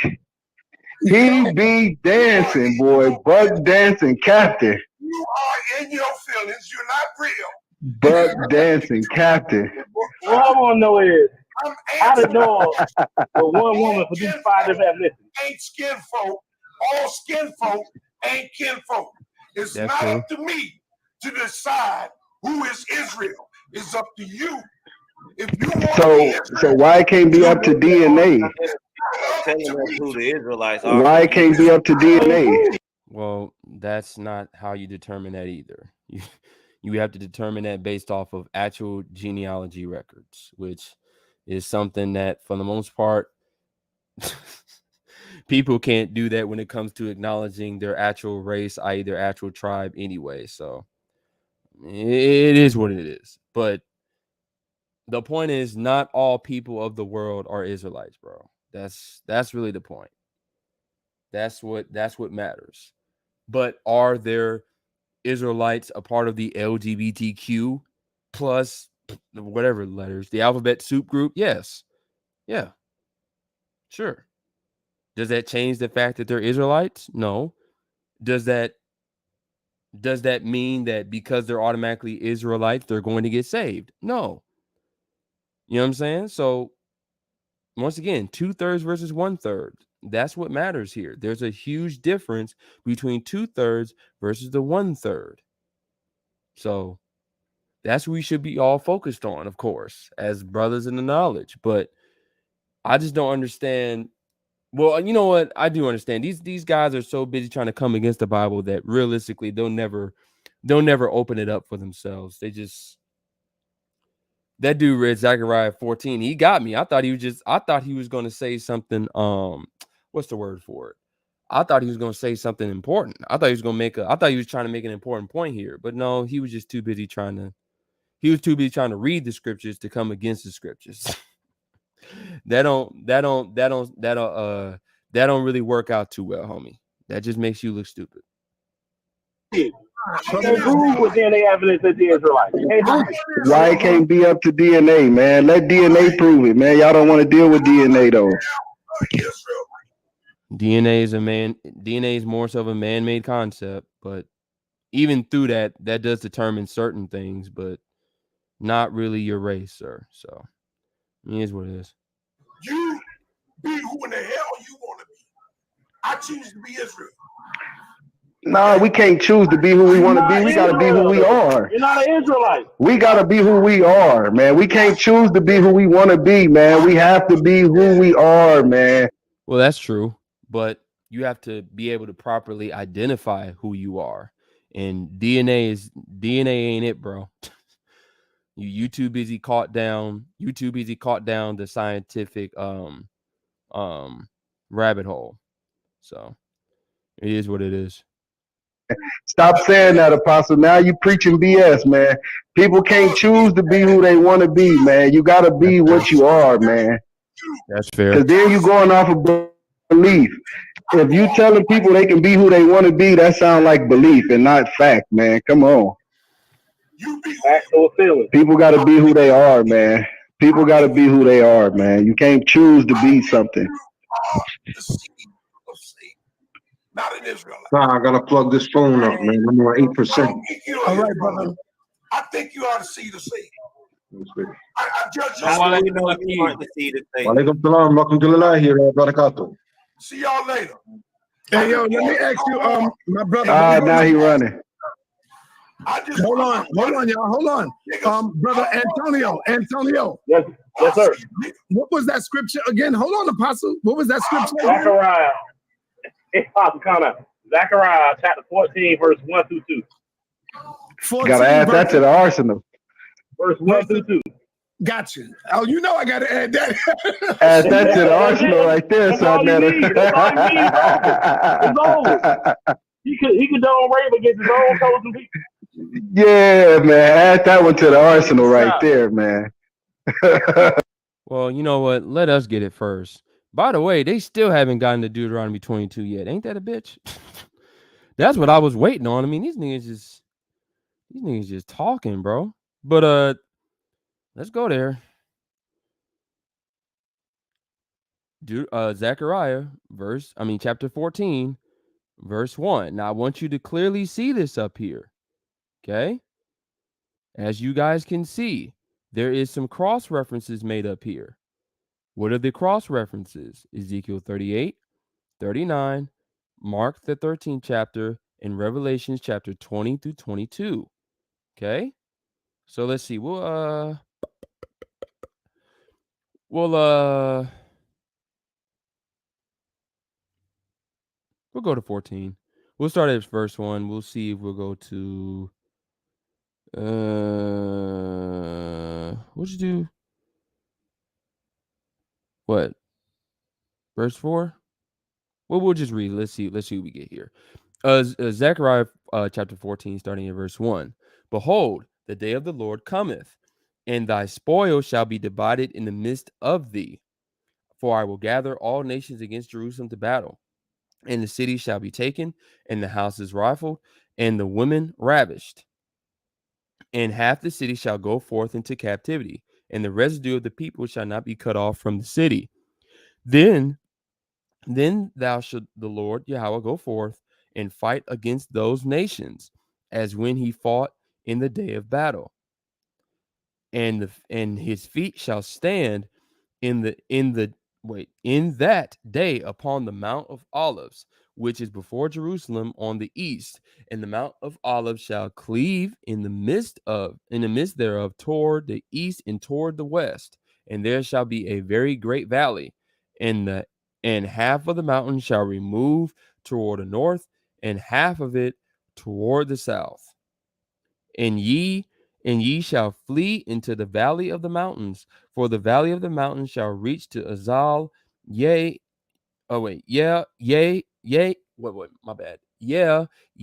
shall flee, like as ye fled from before the earthquake in the days of Uzziah, king of Judah. And the Lord Yahweh, my God, my power shall come, and all the saints with thee. And it shall come to pass in that day that the light shall not be clear, nor dark, but it shall be one day which shall be known to the Lord, not day nor night, but it shall come to pass that at evening time it shall be light. And it shall be in the day that living water shall go out from Jerusalem, half of them towards the former sea, and half of them toward the hinder sea. In summer and in winter shall it be.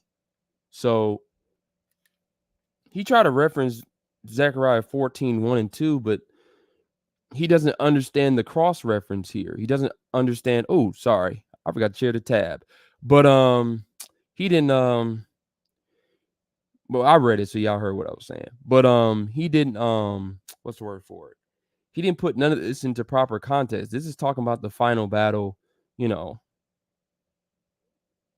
the last, in the end times, the truly end of the last days per se. You know what I'm saying? So this has nothing to do with the Most High condoning women actually being quote unquote raped and stuff like that. That's not really what this is getting at, but I mean, it is what it is. But that was another swing and a miss. But let's see what he says. Let's see how this goes. Let me get at you for a second, Si. You can hear me? Yes, I hear you. Okay, now I just want you to walk with me a little bit, all right? And yes. Forgive me if I get a little bit graphic, but I just want to I want your answer for something. So I'm home, all right? And me and my wife are home. I got some packages. I have a box cutter. and I'm cutting open the packages upstairs. I hear my wife scream out, and when I run downstairs, there's 2 guys, and we're getting robbed. So they tie me up, they tie up my wife, they're taking the stuff. And then, now it's a father and a son, but the father decides that he's going to rape my wife. They don't know that I have a box cutter in my back pocket, sir. And as they're raping my wife, I'm actually losing myself. But God is telling me not yet, because I also have a shotgun in the cupboard and they don't know that. But I have to wait, because if I just get out, they can kill me. So I'm waiting and I'm seeing what they're doing to my wife, sir. And I'm already free, but God is telling me not yet. So then when he's finished, the son didn't do it. The father alone did it. And when he's finished, he and his son went to the kitchen to get something to drink because he had a lot of fun and he's tired. So now I get the chance to get my shotgun and he's in front of the fridge and I blow his goddamn head off because God told me to do that. But then afterwards, I ain't kill his son yet. And my wife is telling me, don't kill the son, but God is telling me, kill the son, so I killed the son too. Now, sir, is my God a wicked God? Yeah, if you ask me. Number one. Sir, hold on, sir. I want to hear sir first. You ask me. Number one is no God is going to tell me to go and kill somebody. My common sense is going to automatically tell me what I got to do. You see what I'm saying? So that's when you live in that world. I'm not living in a make-believe world where okay, I'm tied up. And now, hold on. I'm living. Yeah. And God is telling me, yo, go out there and kill it and do this. No, brother. You're cheating. You're cheating, Senator. You're cheating. But I'm like, I'm going to kill these motherfuckers. And I'm untying myself. And I'm saying it in my mind. I'm going to get this nigga. I'm going to kill this nigga. I'm shooting both of them. Both of them got to get got because they both down with it. They both down with it. You see? Okay, so let me ask you. Hold on. Just 1 second, Cedric. Because Sanata also says that, we are gods. And I understand what he's saying. So my question to you is this. Seeing that you would make the judgment that both of them would have to die, are you a wicked person for doing that, sir? No. Uh-oh. No, Okay. because I'm defending my family. But wait a minute, bruh. The point is that the child, you put, they're kids this, they're kids that. The kid didn't even do anything. Well, the kid was part of the robbery, but he didn't rape the woman, though. Only the father did. So how come he deserves to die when only the father raped his wife? How come the child deserves to die too? How does that work? That's interesting. Thank you. Okay, let me hear you, Cedric. So now, I agree. First of all, you're requesting us to acquiesce to a faulty premise, which is assuming that there is a God that is giving you commands in that situation, right? That would make us acquiesce to a faulty premise. And so I answered you correctly. I get what he's trying to say there, because the Most High is not directly speaking with people like that today, right now. That's not happening. But so I get what he's trying to get at. Now he doesn't believe in a God anyway, so that's part of his context. So he's just way off. He's speaking from that perspective, so he's still way off within itself. So whatever. Correctly, as a thinking, functioning human being in that situation, you make the assessment. You got the box cutter, but you realize that the sun is over there. If I jump on that, the sun is gonna attack me. So you make that judgment call. In that fit of rage, that man raped your wife, you are going to kill the father and the son.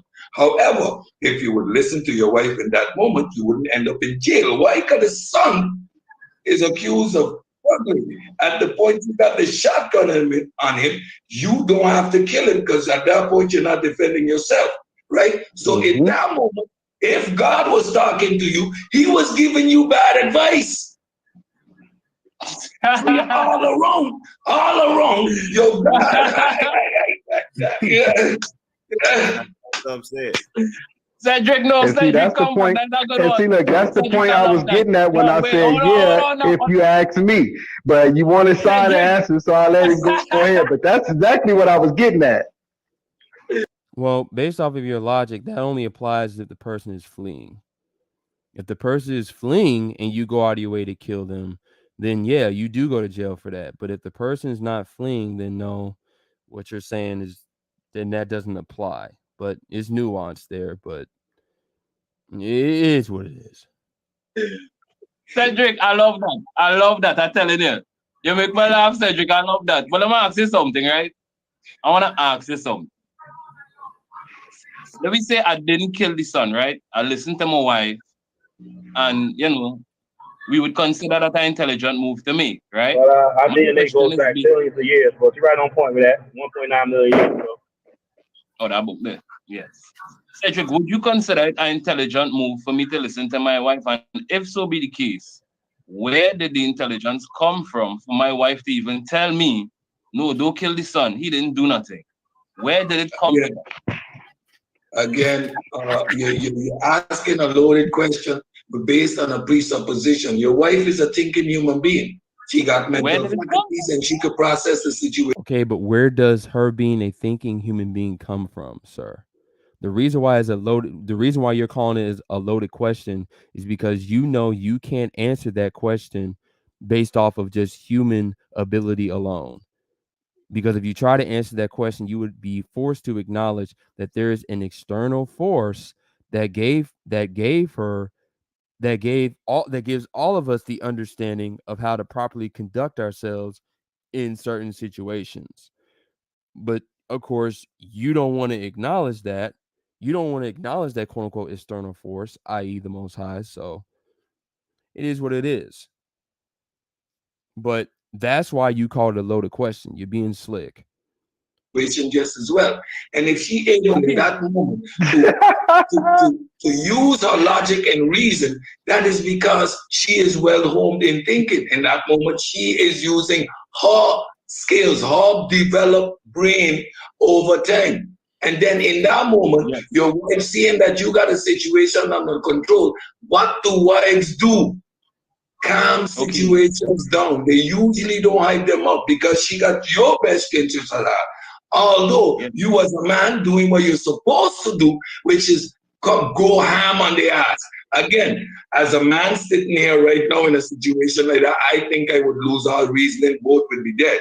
However, you presented a situation where the wife was being absolutely rational, which brings that paradigm into the conversation, right? I'm not saying that I would listen to her in that moment, especially if I had to watch that whole act take place because the son was there. He gonna get it the same way, right? But legally, your wife was making the right judgment call. Now you saying that you didn't listen to your wife, but chose to listen to a God that ultimately landed your ass in jail, where now you can't protect your wife further on. How does that help listening to this God? And I want to just add to that. I want to add to that because also, But how does that help based off of your logic? You just said that you would do that too. You just said you would kill the son as well. So if the Most High is the influencer behind that decision, oh, how dare you? But as long as you are the only influencer behind that situation, oh, that's cool. That's respectable. That's honorable. That's real interesting. Right, if you believe in God, right? Because if you also believe in God, y'all believe that God give you free will. So if in that moment, by your own story, in that moment, if you wanted to jump and blade his ass right at that moment, that was God taking your free will by speaking to you, telling you no. And then that would be a contradiction. So come on, man, you can't do that. Let me say No. It wouldn't be him taking my free will, because even though he told me no, because you believe in God, and if I believe in God, hold on, I'm gonna tell you why this is that. Because if I believe in God, and if I felt like God spoke to me directly, I'm gonna listen. So that would be, I would have to listen. Actually, no, you don't. You don't have to. I'm not saying that you should or shouldn't, because you probably should listen, but you don't have to. And yeah, whatever, and if you decide not to listen, whatever comes of that is whatever becomes of that. But to say that even though you have free will, you still have to listen to the Most High every time he directly tells you something, it's like that's never worked in history, man. The Most High has told people a lot of things through spoken word or through written testimony, and most people did not follow it. Hell, we all have our issues. We all have our faults. We all backslide. We all don't follow everything that the Most High stipulated us to a T. So we're all guilty of that. That's part of the condition of having free will as human beings. Yeah, as you know, as a belief in understanding that some of us are the chosen people, but still, like that's part of the human experience. So, I mean, it's whatever. Once again, these niggas still haven't gotten to Deuteronomy 22. Still haven't done it. We read that shit like an hour ago. These niggas late. If I believed in God, so he's not gonna speak to me, and then I'm not gonna listen if I do believe in him. So if he speak to me and I believe him, I'm gonna listen. So he took my free will at that moment. That's you can't fight that. Choice. Man's hold on, Virgin. Hold on, wait now. I'll let you talk, brother. Once again, y'all might not heard me, but listening is not taking away your free will, because listening is a choice. You don't have to listen. You don't have to. That's a choice. But you understand that when the Most High, if the Most High is directly speaking something to you, you understand that you should automatically understand that the Most High is telling you this for a reason. He's not just telling you this just to tell you this. So, but you know, it is what it is. Now understand your premise and the context in which you speak. But I'm simply saying free will and power are choice now. Even though you believe in God and God tell you do this and do that, we all know as human beings that we don't always listen to that soft, still voice that may guide you down the right path. Hence us ending up on the wrong path. I want to get back to Cedric though. Cedric, my simple question was this. Even the intelligence of my wife being rational, I'm just asking, where did it come from? Her brain. Okay, hold on, wait, because you also say that how she's able to use her brain. So now I'm asking, where did she get her brain from, Cedric? So we want to now talk about how the brain is formed in the cavity of the mother while she's being. What? You're asking me to acquiesce to a faulty premise. The brain, a material substance, is produced by the body once during gestation period. The brain is developed. Intelligence is acquired over time. The ability to reason is something that is trained. Now you are acquiescing to a. Actually, not really. Intelligence is something that realistically you're born with. You can't really raise your intelligence over time. You can raise your knowledge, but you can't really raise your intelligence, because your intelligence is just your natural ability to understand what's going on around you.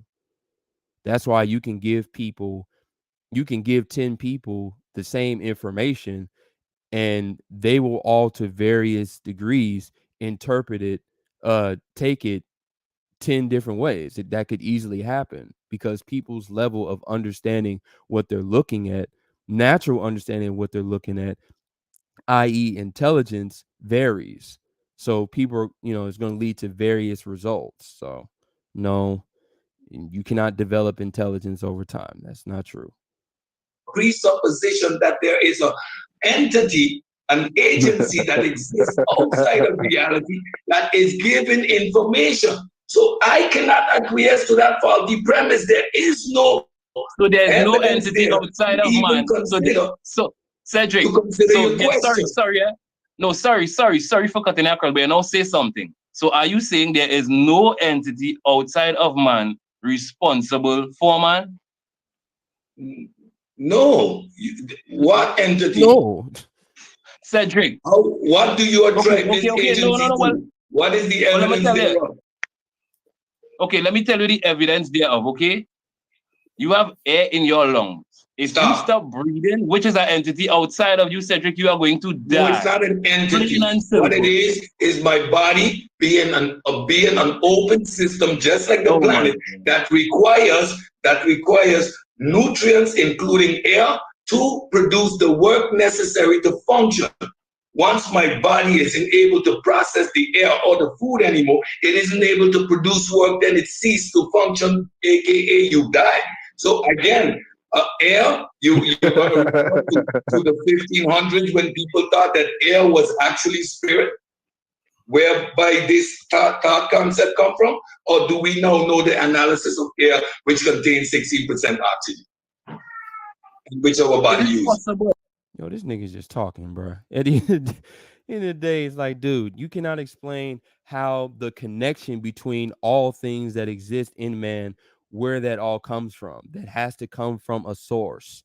Everything is connected, especially naturally. Everything that's natural is connected. Where is that? Where is that? Where does all of that come from? What or who, or how you want to look at it, what establishes that connection between all natural things, sir? That's the whole point here. No matter how you slice it, what establishes that connection? Because that is the source behind all of these things that were created to be connected to one another. Is it possible that I could ask you where the first man came from, Cedric? No, because to abiogenesis, how life came to being, we do not have a coherent scientific theory. We have because you guys don't know what the fuck you're talking about. That's why you don't have one. You don't have a cohesive theory because you don't have, well, not even theory. You don't have a cohesive understanding because there isn't one. You're trying to achieve it by taking away the Most High, and it's not going to work, bro. It's never going to happen. So you're just wasting your time. What, quote unquote, abiogenesis? What the fuck is that? Have areas covered which explain the first cell. However, we do not have a coherent theory of abiogenesis. If you are talking about the evolution specific of man and that trajectory, we can expound and go into that. But we know that humans evolved, right? Not evolution. Archaic humans. No. Not evolution, just the first man. Because in evolution, There is no first man. Let me explain you that wrong concept. Let me break it down for you. Take 100 glasses. The first one have 0 salt, and the last one have 100 grams of salt. Each glass, you put 1 drop of salt in the first glass, 2 drops of salt in the second glass. At which point in time does the water become aka salty? What? So this is how we explain the evolution of human. You explain the evolution of humans by dropping salt into 100 glasses?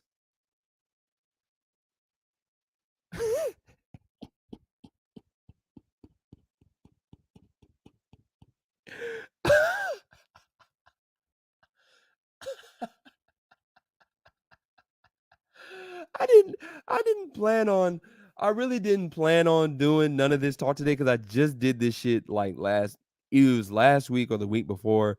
But this shit is hilarious. And once again, like we're not gonna even address that shit. That's just ridiculous. But once again, these niggas still, I'm trying to give them a chance, but these niggas still haven't addressed Deuteronomy chapter 22. Of course, we all saw they failed with Deuteronomy 21, but these niggas still haven't addressed Deuteronomy 22. I mean, god damn. We can only see the evolution when we look back in time, but we will not. Evolution. You know what? Oh, hold on. Yeah. Okay, Cedric. You said there's no first man. Is there?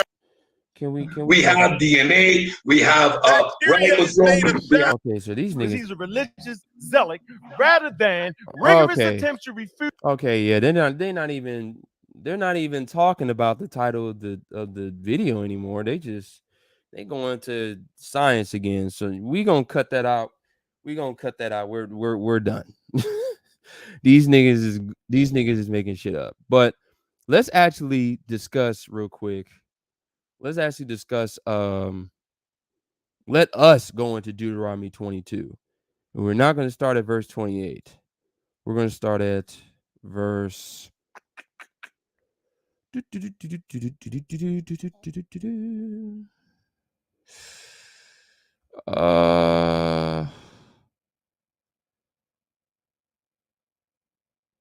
Okay, right?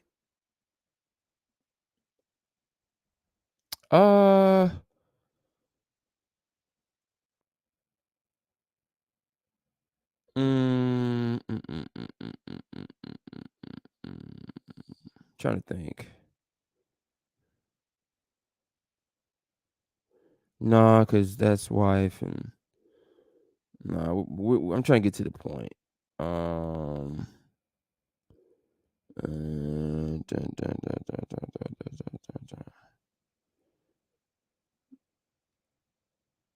Okay. Here we go. Let's start here. So Deuteronomy 22 in verse 20. Wait, no, that's not it. Okay, yeah, we'll start at verse 22. Sorry. So Deuteronomy chapter 22, verse 22. Just want to make it as big as possible. All right. Boom. All right, give it a couple seconds. Okay. Deuteronomy chapter 2, verse 22. If a man be found lying with a woman married to an husband, then both of them shall die. Why? Because they both committed adultery, right? What is adultery for the man? Having sex with another man's woman. What is adultery for the woman? Having sex with another man other than her man. Boom. Both the man that lay with the woman and the woman, so shalt thou be, so thou shalt put away evil from Israel. If a damsel that is a virgin be betrothed unto an husband, and a man find her in the city and lie with her, then ye shall bring them both out onto the gate of that city, and ye shall stone them with stones that they die. The damsel, because she cried not. Keep in mind there. Keep that phrase in mind here. Because she cried not, being in the city, and the man because he had humbled his neighbor's wife. So thou shalt put away evil from among you. Now, humbled in this case could be defiled, whatever. But if a man find a betrothed damsel in the field, and the man force her and lie with her, then the man only that lay with her shall die. Why? Because he forced himself. He forced her and lie with her. Let's look at that real quick. Let's look at that. Let's see. Okay.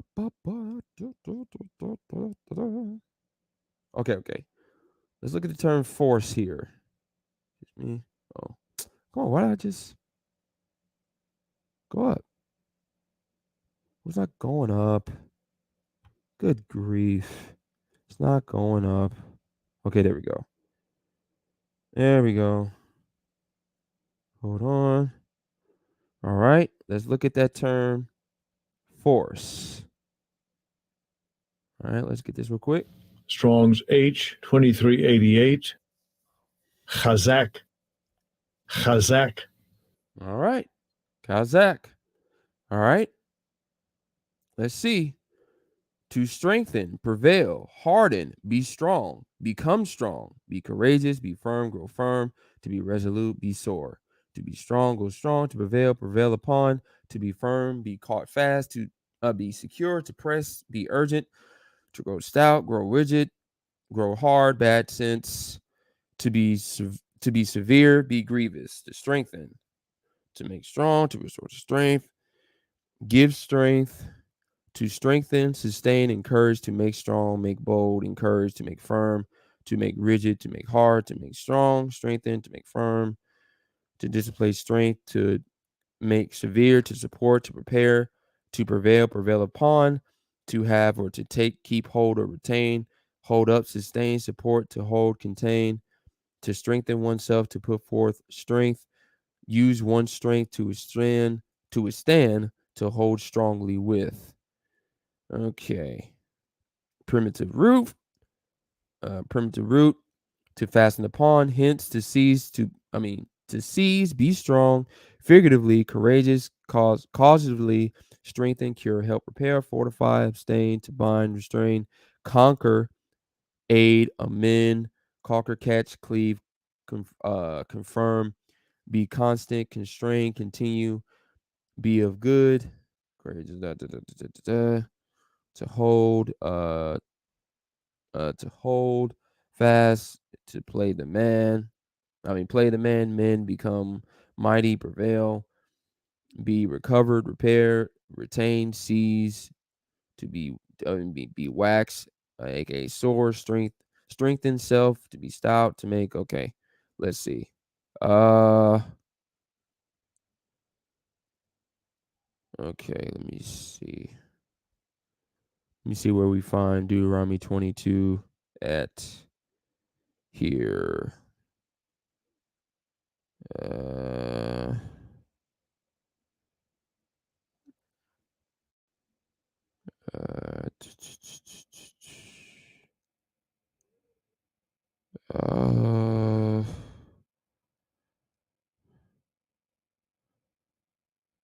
Where is it at? Where is it at? The definition that would be needed for Deuteronomy 22 and 25, I believe. Where is it? That might be no, wait. Oh yeah, okay, there we go. Okay, definition 6, part A: take hold, seize, catch, followed by Genesis 19:4. Okay, hold on, let me see. Go down to 20. Okay. Compare also Judges 19:25 and 29. They talked about that. With violence. See that? With violence. Deuteronomy 22 and 25. Deuteronomy 25 and 11. So it's talking about with violence. Deuteronomy 22:25 is concerning with violence. Notice that is the only precept. That's the only verse in Deuteronomy, the 22nd chapter, that is aligning taking or holding or seizing or catching or capturing per se with violence. That is the only one. That is the only precept that is strictly applies to violence in Deuteronomy, the 22nd chapter. Anyway, so let's now go back. Let's go back. Hold on. Let's go back to the text here. Man, move. How do you move this thing? Oh, okay, yeah, there we go. Okay, so we're going to read that again. All right. Starting at verse 23. If a damsel that is a virgin be betrothed unto an husband, and a man find her in the city, and lie with her, then ye shall bring them both out unto the gate of that city, and ye shall stone them with stones, that they die. The damsel, because she cried not, meaning that nobody forced her to do it. She was willing to, she was truly an adulteress. Anyway, being in the city, and the man, because he had humbled his neighbor's wife, so thou shalt put away evil from among you. But if a man find a betrothed damsel in the field, and he force her, meaning what? Violence, i.e. what? Sex without consent, because lie with her is talking about sex. When you lie with the woman, it's talking about sex. But it says force, meaning with violence, meaning it wasn't consensual, i.e. grape. Then the man only that lay with her shall die. But unto the damsel thou shalt do nothing. There is in the damsel no sin worthy of death. For as when a man riseth against his neighbor and slayeth him, even so is this matter. For he found her in the field and betrothed her, and betrothed damsel. Wait, my bad. And the betrothed damsel cried, meaning what? She cried out, and there was none to save her. Okay, so that's a clear difference, right? Deuteronomy 25, Deuteronomy 22, 25 through 27. You could do 23 through 27, but you get the point. Like, that's a totally different context from Deuteronomy 22, 28. If a man, starting at verse 28, if a man find a damsel that is a virgin, which is not betrothed, meaning she's not betrothed, meaning she does not belong to another man. She is still under possession of her father. So the man has not committed adultery here. Okay? There is no adultery going on here. Totally different context. And lay hold on her and lie with her. Now let's get this etymology real quick. Let's get this one. Let's see what we get here. Which is not betrothed. And lay hold on to her. This would be what we're talking about here. So let's see what we got here.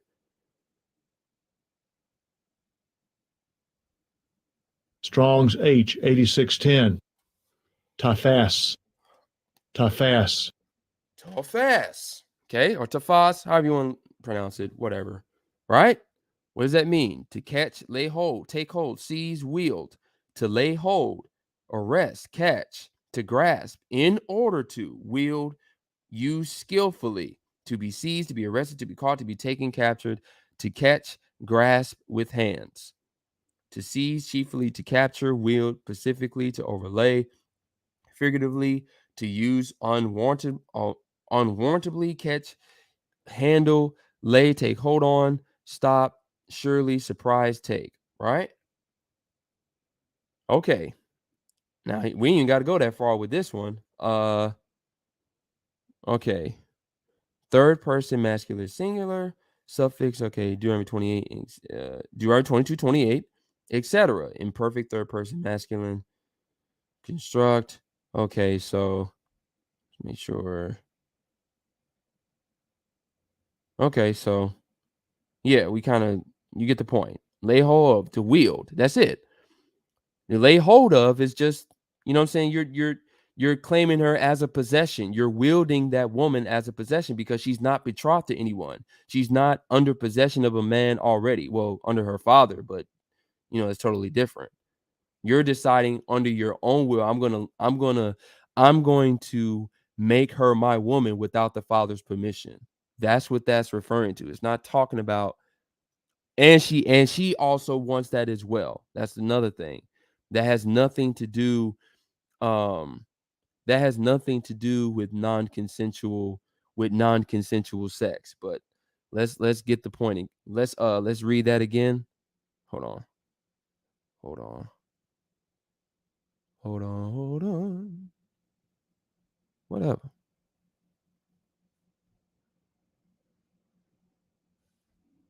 Okay. Move. All right. So, once again, Deuteronomy 22 and 28. If a man find a damsel that is a virgin, which is not betrothed, and lay hold on to her, and lie with her, and they be found, then the man that lay with her shall give unto the damsel's father 50 shekels of silver, and she shall be his wife, because he hath humbled her. He may not put her away all his days. Now think about this for a second. Do you really think that's a punishment for an actual rapist what's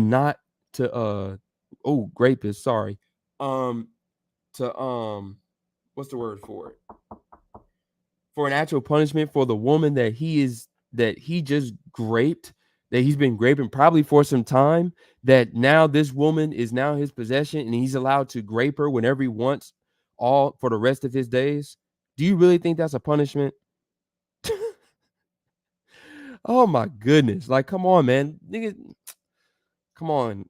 Now, I would assume most of y'all brothers, y'all know this. Y'all would be able to clearly see this already, but I feel bad for a lot of these camp dudes. That is ridiculous.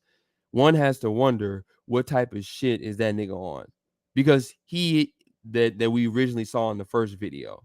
Because at the end of the day, he admitted than rape when you do, grape when you do grape a bitch more times than not, you're going to die. The result of that for your own sake is death. I wonder why. And even in the scriptures, every single time that happened, a lot of death, either a specific death to individuals or death amongst the masses, actually took place. So I don't know what the hell he's talking about right now. But let's get an example of this. I'm trying to yeah, we can go to Judges. Let's see.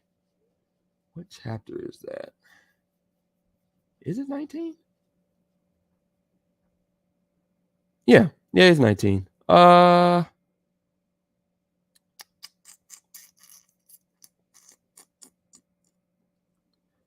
Let's see.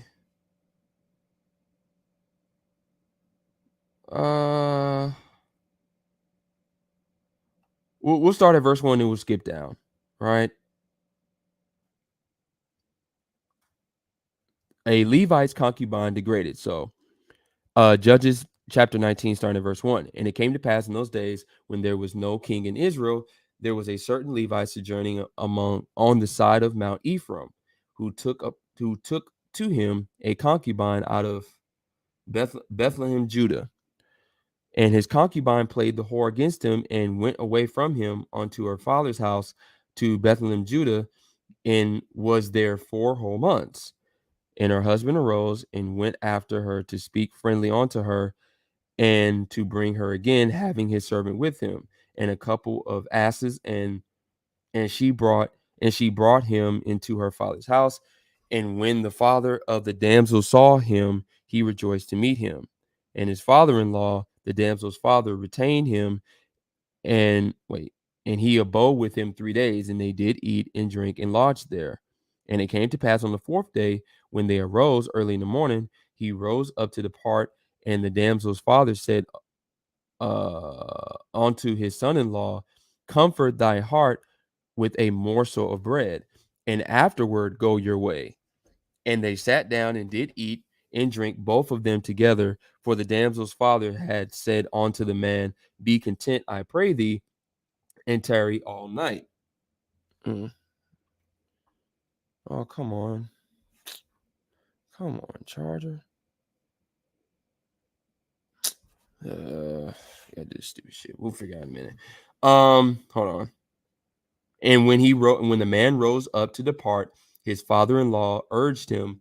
Therefore he lodged there again. And he rose early in the morning on the 5th day to depart. And the damsel's father said, comfort thy heart, I pray thee. And they tarried until afternoon, and they did eat both of them. And when the man arose, when the man rose to depart, he and his concubine and his servant, his father-in-law, the damsel's father, said unto him, behold, now the day draweth toward evening. I pray you tarry all night. Behold, the day groweth to an end. Lodge here, that thine heart may be merry, and tomorrow get you early on your way, and thou mayest go home. But the man would not tarry that night, but he rose up and departed, and came over against Jebus, which is Jerusalem, and there was with him 2 asses saddled. His concubine also was with him. And when they were by Jebus, the day was far spent. And the servant said unto his master, come, I pray thee, let us turn into this city for the Jebusites, and lodge in it. And his master said unto him, we will not turn aside hither into the city of the stranger, that is not the children of Israel. We will pass over to Gibeah. And he said unto the servant, come, let us draw near to one of the places to lodge all night in Gibeah or in Ramah. And they passed on and went their way, and the sun went down upon them when they were by Gibeah, which belongeth to Benjamin. And then they turned aside thither to go in and to lodge in Gibeah. When they went in, he saw him down in a street of the city, and there was no man that took them into his house to lodging. And behold, there came an old man from his work out of the field at even, which was also of Mount Ephraim, and he sojourned in Gibeah. But the men of the place were Benjamites. And he said, and he had lifted his eyes and saw a wayfaring man in the street of the city. And the old man said, Whither goest thou? And whence comest thou?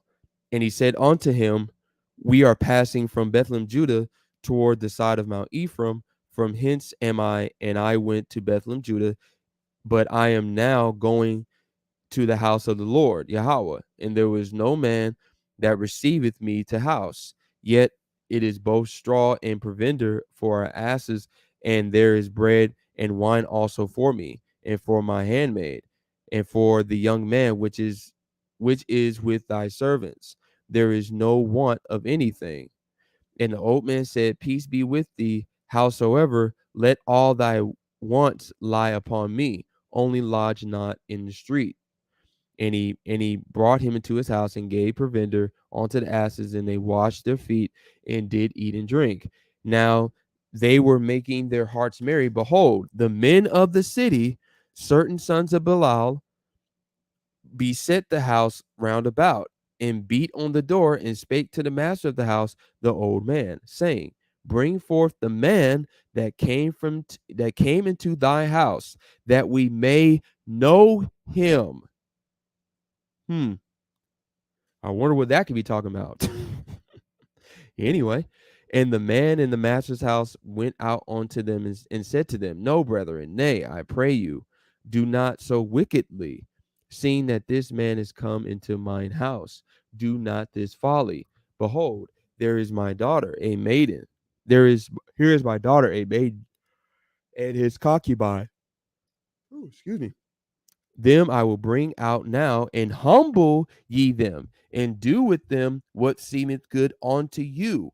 But unto this man do not so vile a thing. But the men would not hearken to him. So the man took his concubine and brought her forth unto them. And they knew her and abused her all night until the morning. And when the day began to spring, they let her go. Now, let's see something here.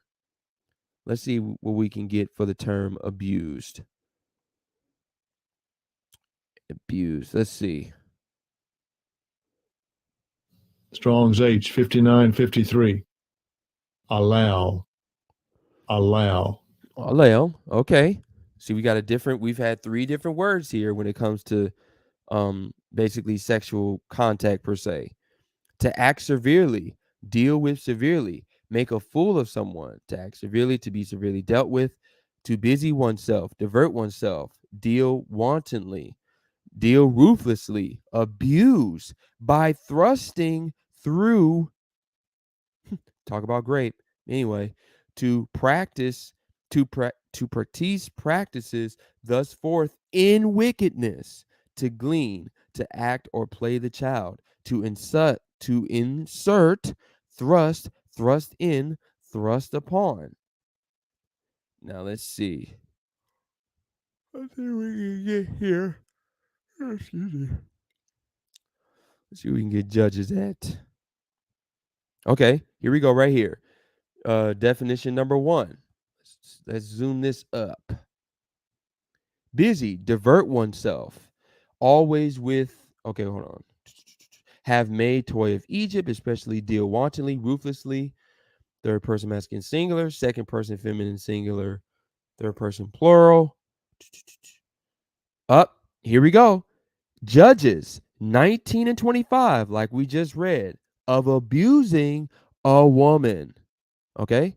That is, and keep in mind, it said and knew her. We know that's sex, but it says abusing a woman. So this is clearly an example of grape right here.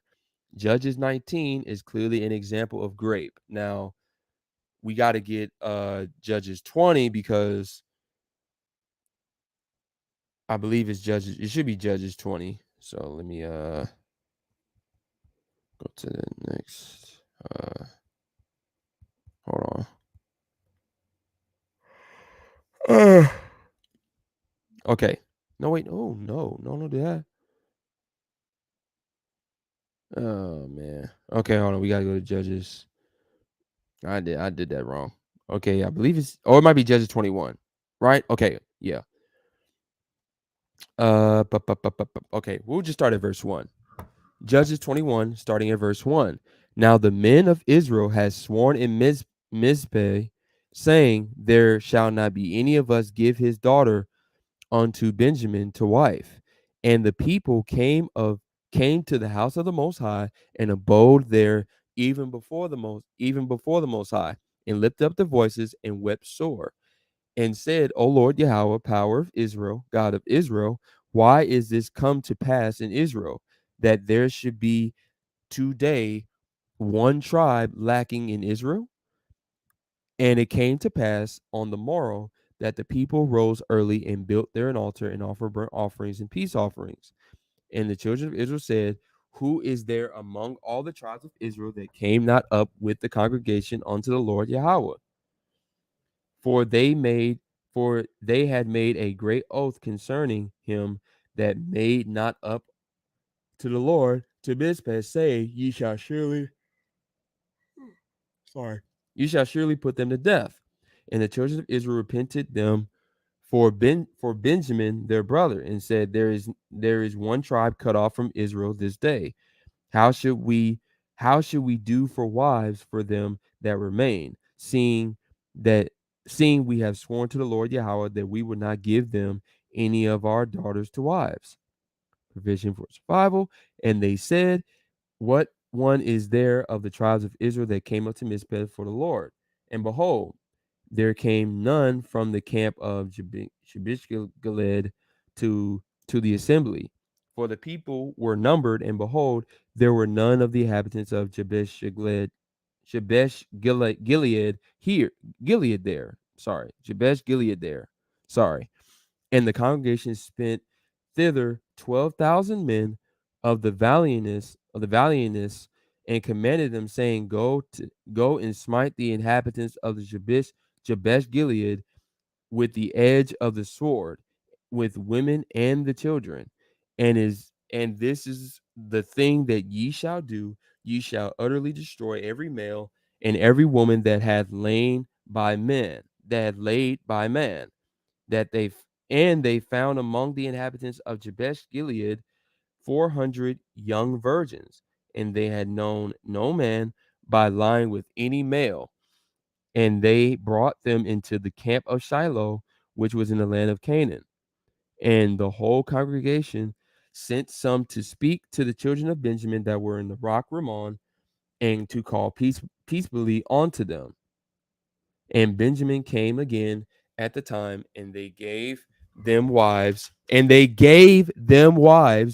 which they had saved alive of the women of Jabesh Gilead, and yet so they sufficed them not. And the people repented them for Benjamin, because that the Lord had made a breach in the tribes of Israel. Then the elders of the congregation said, how shall we do for wives for them that remain, seeing that women are destroyed out of Benjamin? And they said, there must be an inheritance for them, that they escaped of Benjamin, that a tribe be not destroyed out of Israel. Howbeit, we may not give them wives of our daughters, for the children of Israel have sworn, saying, cursed be he that giveth a wife to Benjamin. Then they said, behold, there is a feast of the Lord in Shiloh early, in a place which is on the north side of Bethel, in the east side of the highway that goeth up from Bethel, in Shechem, and on the south of Lebanon. Therefore therefore they commanded the children of Benjamin, saying, go and lie in wait in the vineyards, and see, and behold, the daughters of Shiloh come out to dance in dances. Then come ye out of the vineyards, and catch you every man his wife of daughters of Shiloh, and go to the land of Benjamin. And it shall be, when their fathers or their brethren come unto us to complain, that we will say to them, be favorable unto them for our sakes, because we reserve not to teach a man his wife in the war. For ye did not give unto them this time, that ye should be guilty. So, hold on. Children also took them wives according to the took them wives according to the number of them they danced, whom they caught, and they went and returned onto their inheritance, and repaired their cities and dwelt in them. Okay, so we're gonna look at two precepts here, I believe. Yep, we're gonna go Judges 21 and 21. Hold on. And catch what we have here. Kalaf, right? Right? Kalaf. This is what we saw already. We've already saw this word in Deuteronomy 22. I believe this is Strong's H2414. Chataf. Hataf. My bad. Hataf. Chataf. We saw this already. So to catch seeds. Now let's see. Let's see what we can find here. Okay? You see that? Judges 21:21. Literally seize wives. Okay? It doesn't say anything about being abusive or anything like that. It just says to seize, to catch, seize, to hold of, to clutch, to hint, to seize. You could say as a prisoner, but not really. You know what I'm saying? It's it is what it is. Some people are going to take that the wrong way. It is what it is, but realistically, that's just the scholars trying their hardest to try to, assert a negative context there. They're not prisoners, they're wives. You treat your wife as a prized possession, not a prisoner. So that was stupid. But hold on. And then we're gonna go to Judges 24. Right? Or is it 23? Yeah, caught. Let's see what we got here for the word caught. Caught. Okay, I think this is a new one. Strong's H1497. Gazelle.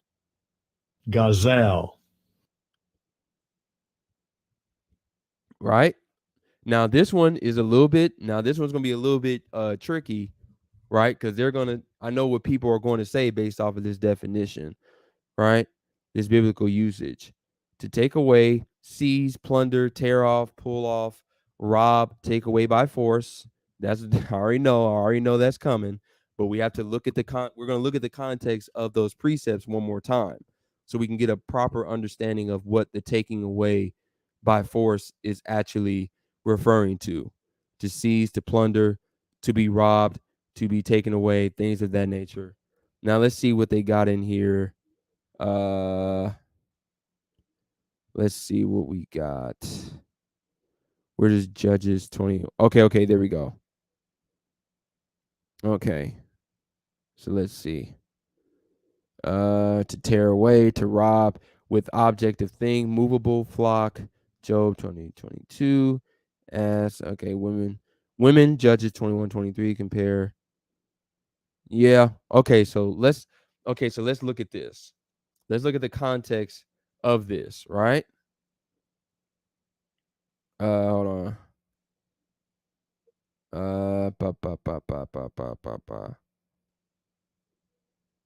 All right, let's go to.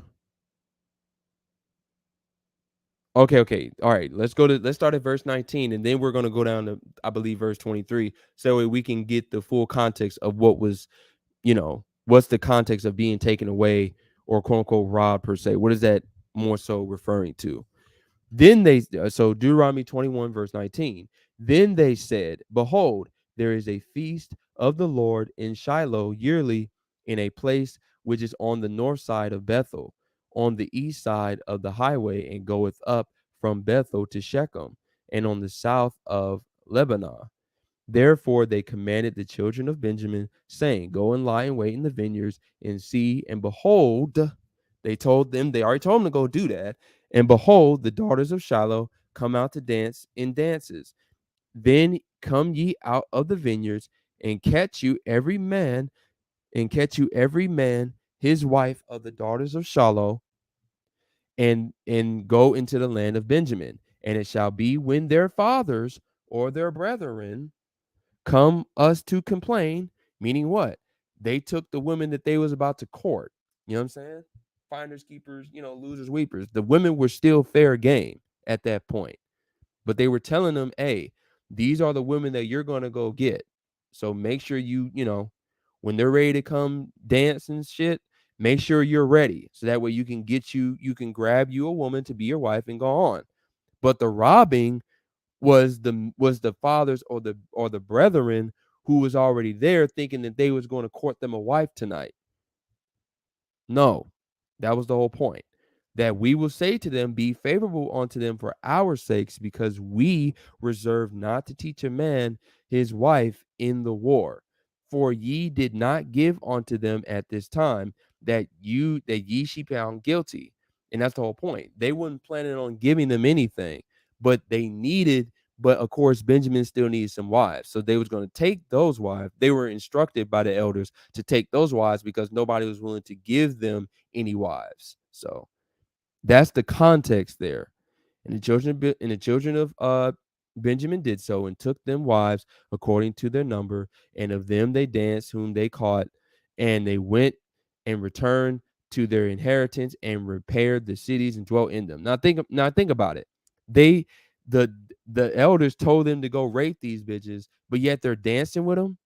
Like they're dancing with them. They're dancing with the women. Once they took a hold of them, they were dancing with them, having a good time, and then they brought them back to the crib. Like it's not anywhere near no type of great, bro. Like, that's fucking ridiculous. And we look now, of course, the term caught there in the etymology, they were trying to really go there with it, but no, when you clearly look at the precepts, that's not what was going on here. So it is what it is. I want to get I guess one more. It should be 2 Samuel 13, I believe. 2 Samuel. Where is it? Okay. 2 Samuel 13, right? Yeah.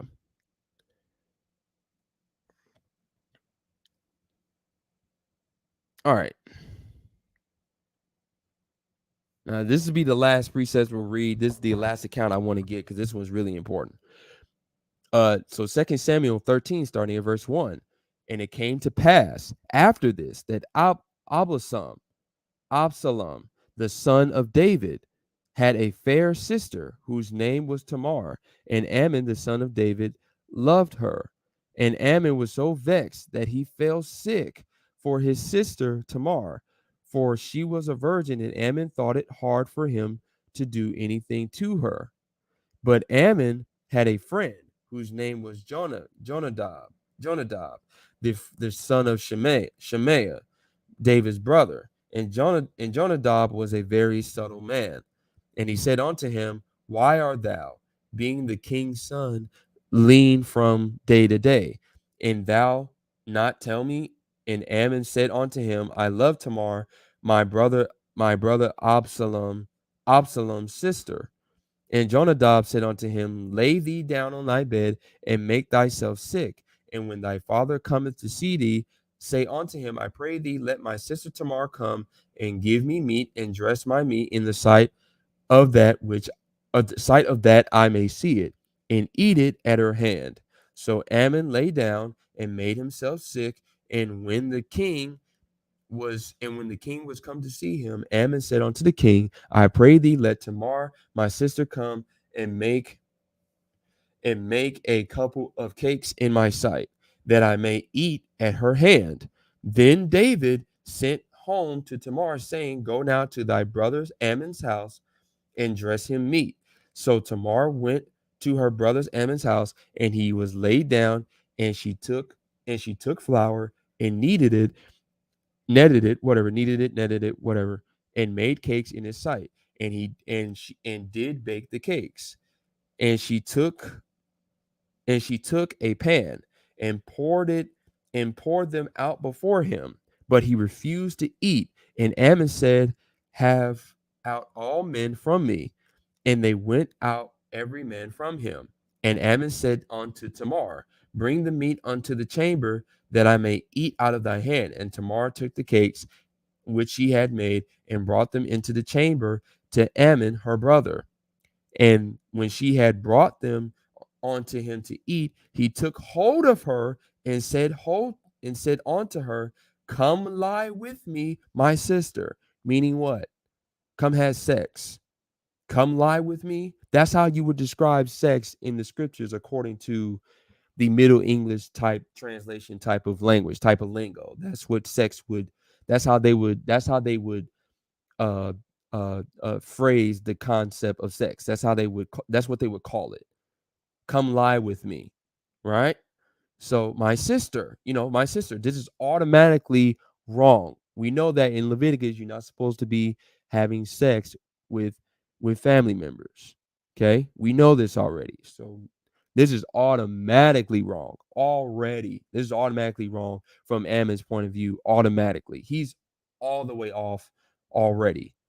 So 2 Samuel 13, verse 12.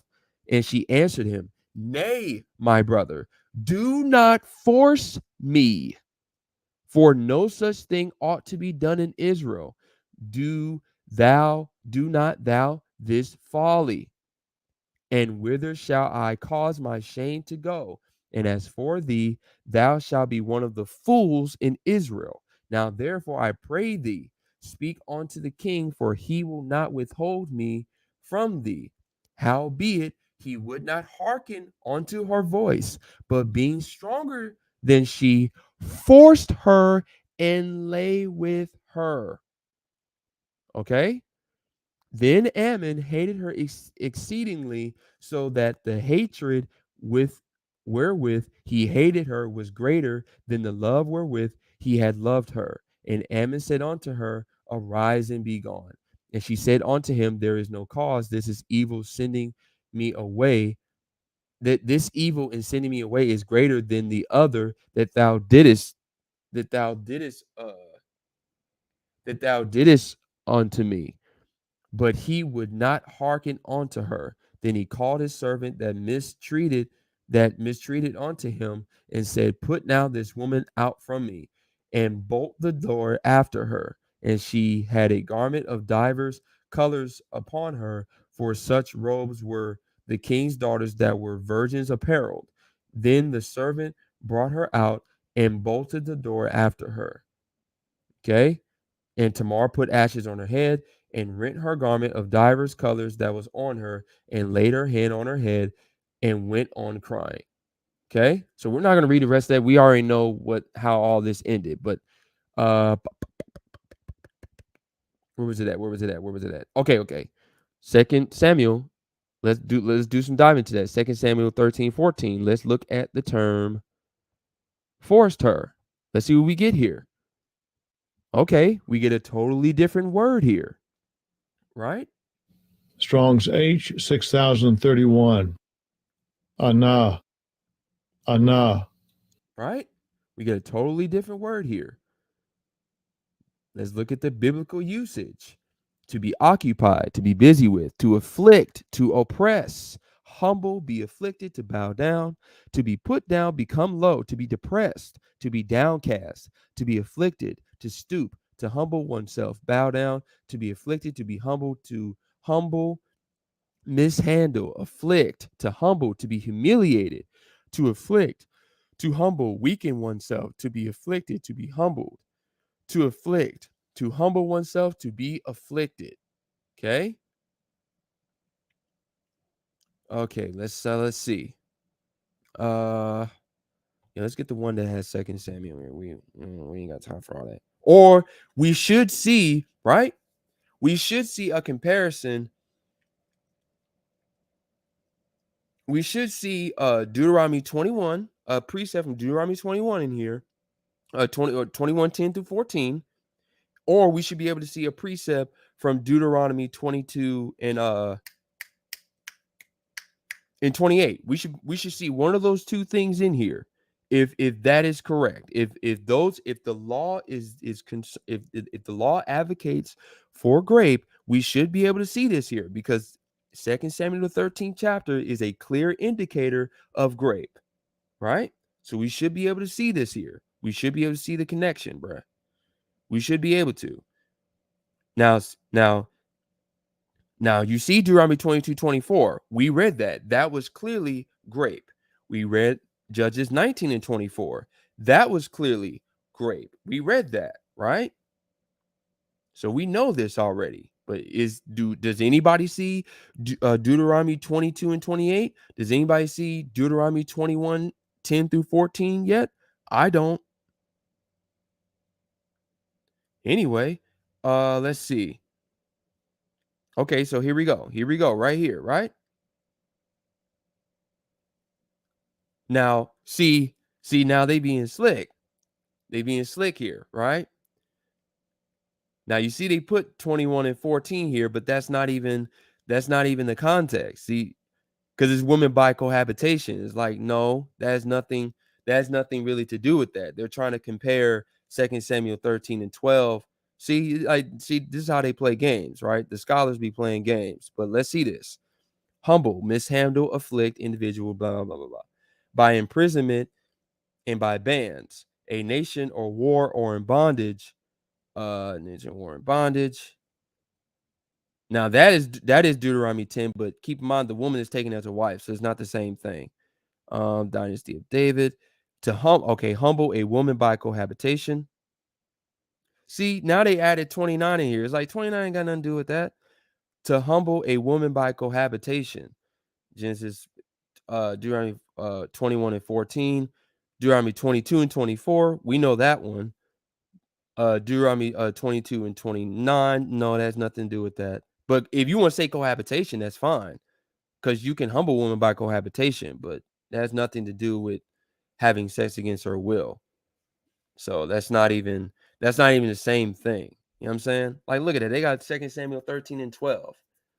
We're going to compare the two. We are going to clearly compare the two real quick to see whether they playing games or not. So it's 2 Samuel 12, 14, 22, and 32. So we're going to go back. Right? We're going to go back to Deuteronomy 22 and 28, right?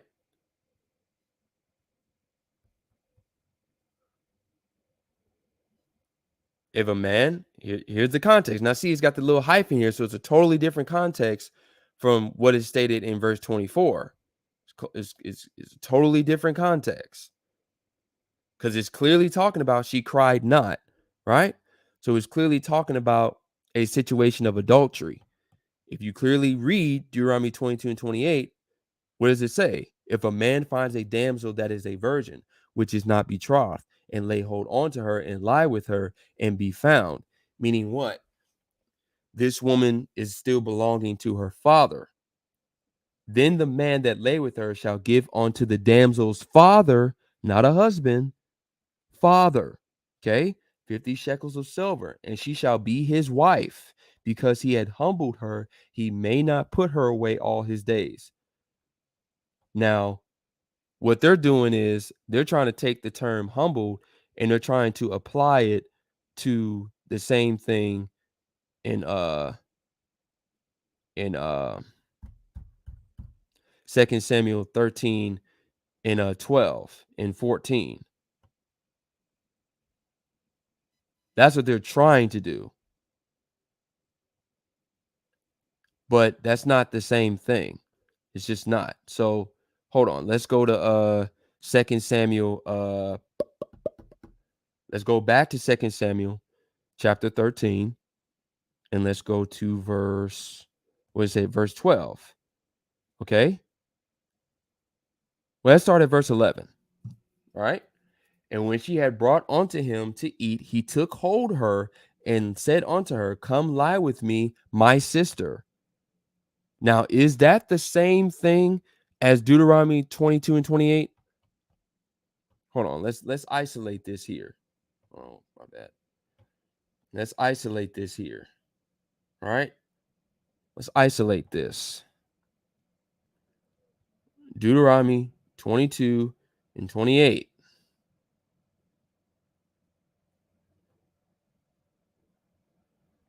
Right? Deuteronomy 22, 28. If a man find a damsel that is a virgin, which is not betrothed, and lay hold on to her and lie with her, and they be found. Now, you could try to say that by that verse alone, but you got to go to the next one. Then the man that lay with her shall give unto the damsel's father 50 shekels of silver, and she shall be his wife. Because he had humbled her, he may not put her away all his days. Now, keep in mind, if a man find a damsel that is a virgin, which is not betrothed, and lay hold on to her and lie with her, and they be found. Keep in mind, they be found, meaning they both consented to this. This is consent. This is a consensual union. It's just not a consensual public union. It's not a consensual union it's not a union under the betrothal process. That's why it says which is not betrothed. It's not the same thing. So now we got to go back to verse 29. Then the man that lay with her shall give unto the damsel's father 50 shekels of silver, and she shall be his wife, because he hath humbled her, he may not put her away all his days. Now, is that the same thing that's going on in 2 Samuel, the 13th chapter? Let's see. Let's see if that's the same thing. Starting at verse 11. And when she had brought them unto him to eat, he took hold her and said unto her, Come lie with me, my sister. So that's automatically a no right there. And she answered him, said, Nay, my brother, do not force me, for no such thing ought to be done in Israel. Do not thou this folly. Okay, what is the folly? The folly automatically is having sex with a family member. That's automatically the folly. Because even if she would have consented to that, that still would have been incest. That is wrong. That's automatically wrong. So keep reading. And I, whither that shall I cause my shame to go? As for thee, thou shalt be one of the fools in Israel. Now therefore I pray thee, speak unto the king, for he will not withhold me from thee. Howbeit, he would not hearken. Now keep in mind, she was trying to just get out the situation, but even those words are foolish. I pray thee, speak unto the king, for he will not withhold me from thee. It's like, yeah, he would, because David was an upholder of the law. Like, I don't know. But realistically, she was trying to be deceptive. Realistically, she was trying to get out the situation by trying to give him quote unquote soothing words so that he wouldn't act on such a carnal, primitive, wicked action, like, having sex with his sister. But anyway, howbeit he would not hearken unto her voice, but being stronger than she, forced her and lay with her. Now, did that happen now, is that a premise that's going on in Deuteronomy 22, 20, and 29? No, there is no forcing and laying with her. It was all consensual. That's why it says, and they be found. Okay. Period. Now, hold on. Let me see something. Let me make sure my eyes are not deceiving me. Okay. Shout out to brothers. Okay, never mind. We'll leave that alone. I could have sworn it said something else, but we'll leave that alone though. Hold on. Back to the tab. Okay. Then Ammon hated her exceedingly, so that the hatred wherewith he hated her was greater than the love wherewith he had loved her. And Ammon said unto her, Arise and be gone. Now, does that sound like a woman that's going to be his wife for the rest of his days? No. Like Deuteronomy 22 and 29 says, no. And she said unto him, There is no cause. This evil in sending me away is greater than the other that thou didst unto me. But he would not hearken unto her. Then he called his servant that ministered unto him. Did I say mistreated? But ministered, unto him, and said, But now this woman out from me. But now put now this woman out from me, and bolted the door after her. And she had a garment of divers colors upon her. Okay, well, let's skip that. Okay. And Absalom, her brother, said unto her, Hath Ammon thy brother been with thee? But hold now thy peace, my sister. he is thy brother. Regard not this thing. So Tamar remained desolate in her brother Absalom's house. But when King David heard of all these things, he was very wroth. And Absalom spake unto his brother Ammon, neither good nor bad. For Absalom hated Ammon because he had forced his sister Tamar. Okay, forced. Okay, forced. I.e., what? Grape, sex without consent, and it was incest. But anyway, and it came to pass after 2 full years that Absalom had sheep shares of Balhazar, sorry, which is beside Ephraim. And Absalom invited all of the king's sons. And Absalom came to the king and said, Behold, now thy servant hath sheep shears. Let the king, I beseech thee, and his servants go with thy servant. And the king said to Absalom, Nay, my son, let us all not go, lest we be chargeable unto thee. And he pressed him, howbeit he would not go, but blessed him. And Absalom, if not, I pray thee, let my brother Ammon go with us. And the king said unto him, Why should he go with thee? But Absalom pressed him that he let Ammon and all the king's sons go with him. Now Absalom had commanded his servants, saying, Mark ye now, when Ammon's heart is merry with wine, and when I say unto you, smite Aaron, then kill him. Fear not, have I not commanded you? Be courageous and valiant. Sorry, tripping. And the servants of Absalom did unto Ammon as Absalom commanded. Then all the king's sons arose, and every man gat him upon his mule and fled. And it came to pass that they were in the way, that tidings came to David, saying, Absalom has slain all the king's sons, and there is not one of them left. Then the king arose and tore his garments and lay on the earth, and all the servants stood by with their clothes rent. And Jonadab, son of Shimei, David's brother, answered and said, Let not my lord suppose that they have slain all the young men, the king's sons, for Ammon only is dead. For by the appointment of Absalom, this had been determined from the day that he forced his sister Tamar, meaning what? He raped her. Now, therefore, let not my lord the king take this thing to his heart, to think that all the king's sons are dead, for Ammon only is dead. But Absalom fled, and the young man that kept the watch lifted up his eyes and looked, and behold, there came much people by the way of the hillside behind him. And Jonadab said to the king, Behold, the king's sons come, as thy servant said, so it is. And it came to pass, as soon as he had made an end of speaking, that behold, the king's sons came and lifted up their voice and wept. And the king also and all his servants wept very sore. But Absalom fled and went to Tamai, the son of Ammihud, king of Geshur, and David mourned for his son every day. So we'll just end it right there. But that clearly is a situation of non-consensual sex. There was no paying nobody 50 shekels of silver. The punishment for what Ammon did was death, because that right there is an absolute no-no. You're not supposed to be having sex with women without consent. That's just ridiculous.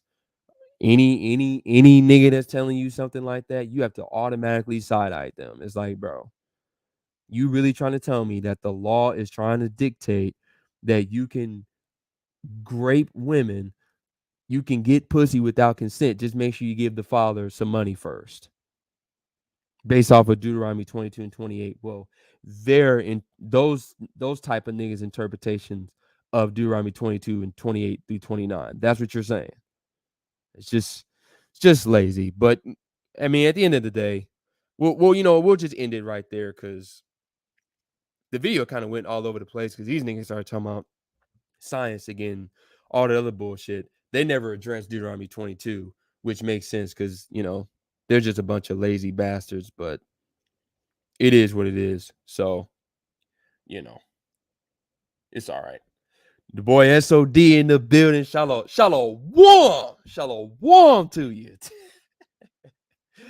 Hey, man, I appreciate everybody coming through, man. You know what I'm saying? J2K, 10K, the boy Mac. You know what I'm saying? The chef. You know what I'm saying? Of course, SOD one more time. You know what I'm saying? But yeah, we're just gonna end it right there. I just had to do this because this was really a long time coming. Honestly, I had been wanting to do this stream, but you know, a lot of things have come to pass, so it is what it is. But let's see what we got here. Actually, no, remove that. All right, so hey, that's the end of that. That's the end of that deceptive bullshit. So, hey, how do we continue to not be deceived by things like this, man? Y'all already know what we got to do. You ain't got to take my word for it. Y'all already know what it is. You gotta do what? You don't take my word for it. You don't take no other man's word for it. You gotta return to the code, man, for yourself. So that way you can properly, within context, with through studying, you can properly Kahala Yahweh Ba'Hashem Yahweh Shai Hamashiach. And God HaKwatazah Mayan Ha Rasayat, man. Meaning what? Declaring the end from the beginning. And that is a big indicator here. You do not get away with grape today, just like you didn't get away with grape back then. That is absolute bullshit. You cannot pay nobody. Realistically, you cannot pay nobody off doing that. Now, in a corrupt system like we're in now, you can do that, to throttle off the judge, but that's a little bit different. But you can't it's not lawful to do that.